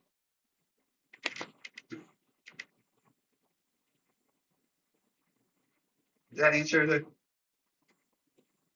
So Right now, you're correct where it was one amount we had to go back into record the correct. okay, so when we record it incorrectly, we're not depreciating $10,000 of the purchase price. Is that what you're saying? Because we didn't record it correctly? Oh no, they were on the depreciation schedule. It was Correctly. it was on the depreciation schedule, but it wasn't the correct amount that was on there. Am I looking at that correctly?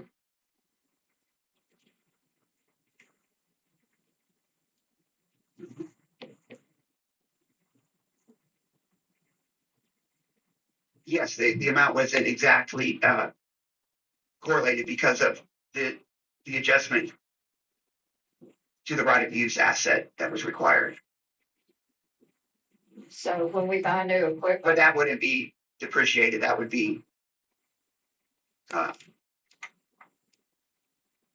amortized over the period of that finance lease until it's zero. Okay. So when we do, new purchases or leases or whatever we do, we need to make sure that that's handled through a board member and the minutes are documented. Yes. To that Yes. effect, so that we can go back and make sure we're getting all the depreciation from that equipment that we should be getting. Yes. Typically, we like to bring that back, but also depending on the degree of does the general manager, or is it at their discretion, or at what point does it have to go to board approval? And so that's where we look for the board approval versus general management.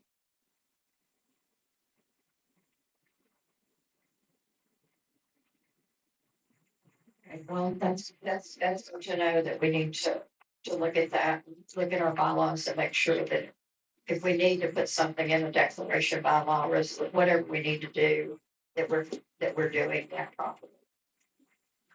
Typically, you see that, construction projects are going to be approved and all the payouts are approved by the board. And then you're going to have, some set of discretion that general management, whether it's 10, 20,000 and below, all right, their discretion and considered outside the board. And then some might have it, 5,000 that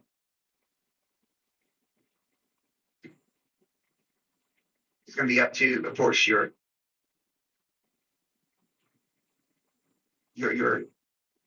as an entity.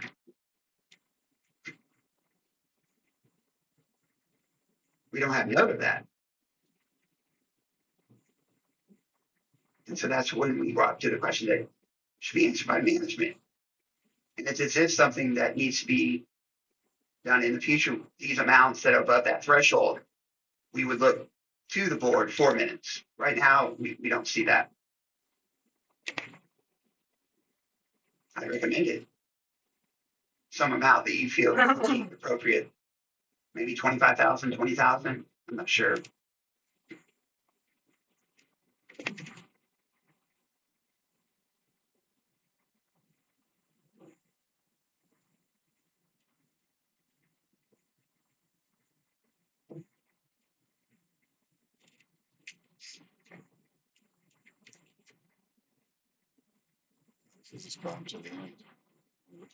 It says here, useful life greater than 5 years and/or expenditures over 10,000.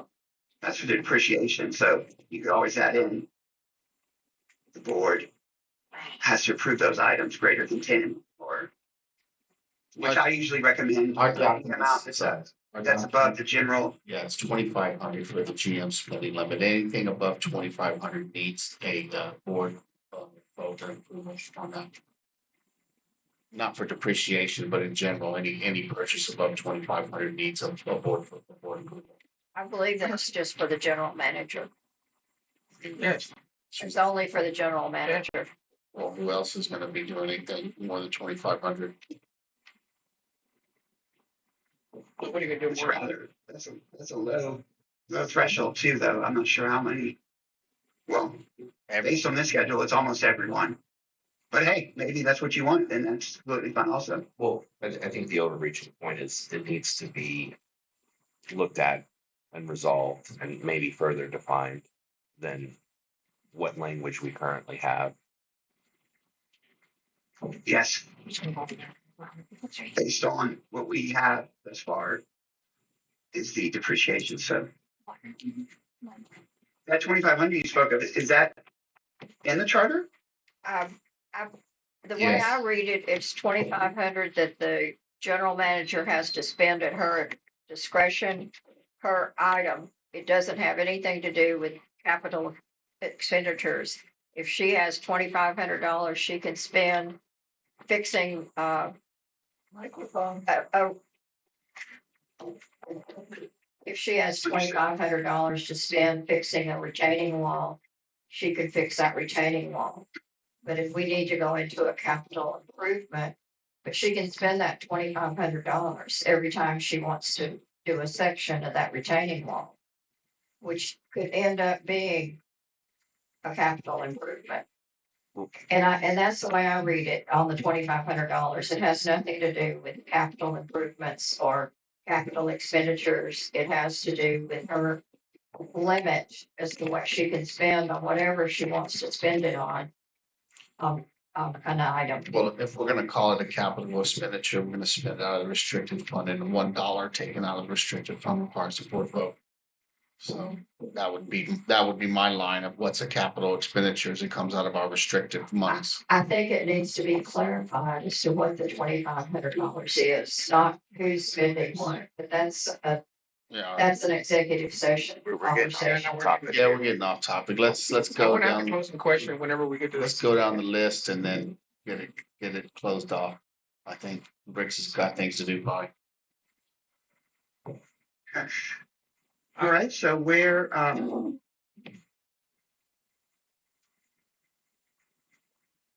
just continue down? Please. Okay. So, one thing about that, I would just say perhaps having, the manager's, threshold is in line with the amount for, depreciation. So anything that's gonna be greater than that amount that requires depreciation is gonna be A, crossing over multiple periods, and B, is being reviewed by the board. Typically those one-off expenses, that are just done in the year, are, of course, a good point was brought on if they did something less than 2,500 multiple times. But that would, not be much benefit to the entity as a whole, but it could definitely be done. But 10,000 is a good number. If you wanted to marry up with, the general manager, I would say anything over 5 years and 5,000 or 7,500 requires board approval also. Okay. So we spoke about the interfund is something that could be further polished in future if management deemed it so. We could easily add in a schedule there that lays out each interfund, the reason, and so on and so forth.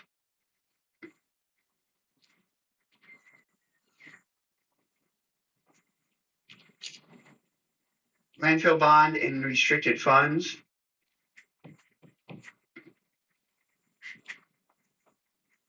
So they ask about the letter of credit and where that's being accounted for.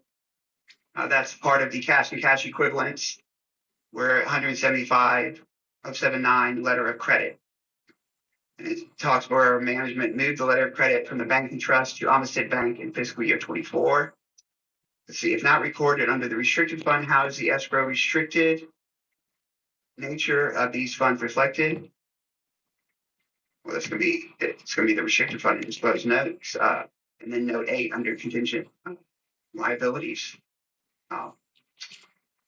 This is where it belongs. In 2024, bond remaining in the banking trust at year end. How are the 2025 restricted funds being handled? Yeah, that's going to be a management question. In reality, that money was moved there because we were getting very low interest at the bank and trust, and so we put it into a CD at Amistad where it's locked in there unless we cancel it. So it's just sitting there, and then when we renew the letter of credit, it's going to go up like it does, and our interest will probably cover that. And I guess that's what our plan is. Yeah. Notes and undisclosed. I mean, this is a hard one. Undisclosed information. We do our best, in a number of areas to inquire about, and anything that doesn't, pass professional skepticism, we inquire more about. And typically those line of questioning will lead to one way or the other. If the questions are being answered in Fort White and they line up right with QuickBooks or other accounts and what we're seeing, then okay, that's a high level assertion that, or high likely that it's correct. But the only way we find about non-disclosed would be something, we're reviewing, flex analysis. This year, obviously it was harder. Any post chart of account change year, those things are harder to find, or, but once you annualize that out, that's kind of, where we see a bump in here, and it's like, oh, well, we started this and that. I'm like, well, y'all didn't disclose this to us. So those things just come about through subsequent events or during the audit, just in questions that we field to management in any of our audit contacts. And when those don't line up, that's when we start to inquire further. And then as far as management comments and letters, I'm not sure what has been provided. Every audit, you have the management rep letter, which is signed by the management, and then we provide a letter to governance, and then we provide a significant or material weakness letter that's provided whether there are none or whether there are. It's required communication. Of course, it was provided and there were no significant or material weaknesses found. And that ends the questions. We, of course, round two, we started with. Mr. Coggins, closing question? Sure. This is Memo Usman. I'm on the board. Hi. How you doing? We've spoken once on the board, on the phone. First, any documentation that you send us on requests that you send it directly to the general manager and she'll disperse it to the entire board, please. I know someone requested a PDF, and if you could send it to her first, and then we'll get it afterwards. Number one. Okay, yes, perfect. Yes, they were going to submit that to you, and then y'all submit that to us. So if you just want to have the general manager send it to us, then we could just reply back right to her, and whoever's copied on that email, we'll reply all. That way, everything's tidy in that manner. Does that work with you? Yeah, that worked. Thank you.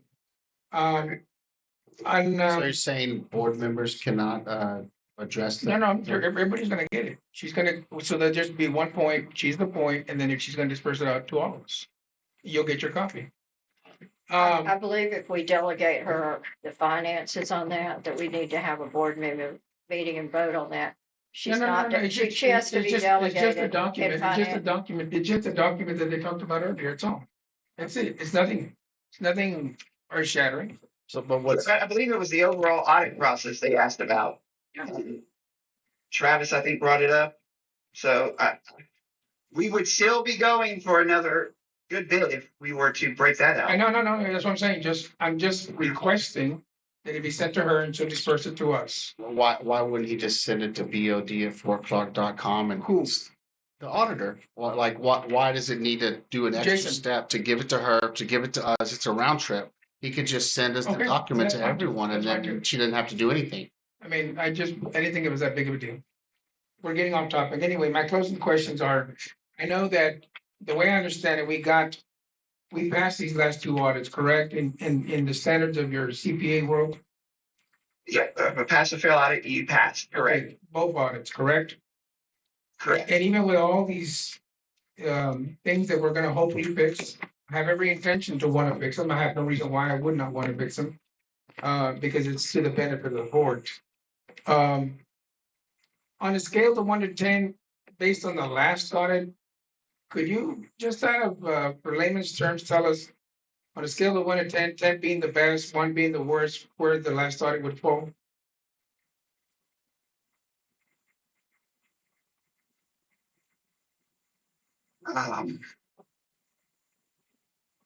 As in 2024 versus 2023. Yeah, I mean, or you can give me both. How did compare 23? Was 23 a 5 or 4, and now 24 was a 7 or 8? It's just a general question. I would say 8 in 23 and 6 in 24. Okay, so it went down. It was the first one. It went 6 on 23. Again, repeat that. Yes, 23 it would have been an 8. 24 would have been a 6. And why is that? Why did it go down? There's quite a bit of professional and due respect that this industry affords itself Okay. and to its others.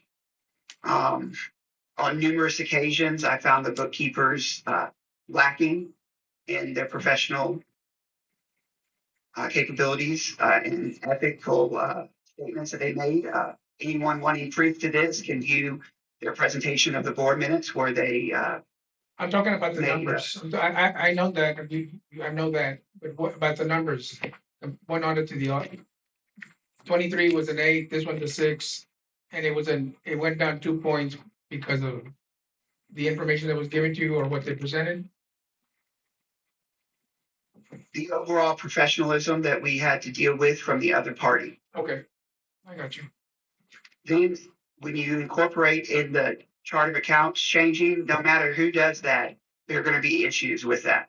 So that's not something that I would deem them upon, but there were significant classification issues that did come up in the audit for entries. The overall chart of account and new QuickBooks is always going to open up a can of worms. It's just, polishing it down. I think it could have been handled better if the board was brought into it more or general management. So some of those groupings might have been caught before we opined on them. And the only reason I'm going by that is the amount of questions we got, and most of them were, well, last year it was like this, and this year where, so. Thank you very And much. then we were shuffled out of the presentation the first time because management wanted to save money. It's not something that I'm used to, but I had to, take, and they wanted to save the money. Yes, sir. Taking the perspective and the view and the size of your entity, that's something that's But that has nothing to do should. with it. I understand. I understand. 8 to 6 also incorporates the amount of adjusting journal entries. Got you. How Those come in no matter who the bookkeeper, those are not just this or that, so we had I guess you did 3 years, 22, 23, 21, 22, We 23. said 23 and 24. So, but you did a year prior to that. So we got an 8 on the middle year and a 6 on the last year. What was our rating on the year before that? The first one you did. That was a rough year. Y'all's prior president was having to field a lot of accounting questions that she just wasn't. Didn't have the infrastructure, so it was quite difficult of an audit. So, and then she got help for the 23, and then sometime in 23, y'all changed that as well. So, Correct. I would put just in the overall audit efficiency and amount we spend versus the utilization of the budget and the audit fee, it was a 4 or 5. Very inefficient. But first years, we plan for that. And, that's kind of what we go forward with. We expect you to utilize that again on year 2 or definitely year 3 and 4 once we work those out. With this situation, we worked them out. And then the following year, y'all did another significant change. And so we kind of went back to ground zero again. Gotcha. Yeah. So we got the second year better, but the second year better was not. That was still on the same QuickBooks file and the same accrual Correct. basis. So we went 4, 5, Changed. 8, and then regressed back to a 6 due to changes made. And just us having to. What happened in 2024 and why it's a 6 also is because the amount of work that we had to do. It was just like a first year audit again, except we didn't really have to audit opening balances, but we did because we had to make sure that your new QuickBooks tied to the one that we audited. So the amount of work was, it was more so when we would be capturing utilization and efficiencies, we were back at ground one, basically a first year audit. Yeah, I mean, we were. Which happens though when entities do it all the time. It's just one of the things we got to figure it out. And then, of course, after that, we have questions like this that come in line. Well, why doesn't this marry up to this or that? And it's like, well, everything changed from last year, so nothing's gonna be exact. Mr. Coggins, to add to that, because I'm not clear on it. 22, we were on accrual. 23, we were on accrual. Then we went to cash in 24. Is that what you're saying? Yes. Okay, so we were accrual 22 and 23. And then we went to cash and that was 24, and that's when you said we kind of backtracked a little bit. Well, so our first year under the accrual method, yeah, it was just a change. So Okay. it was kind of like we were looking at,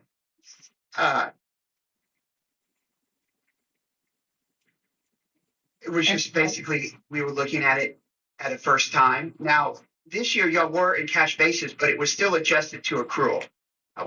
But maybe not your entire QuickBooks though. Now, It was this, all accrual that we audited because we have to convert it to accrual to audit. How your books were, on this last audit, for me, this is my the last. audit was accrual, yes, and the books would have been This is my last question. adjusted to accrual.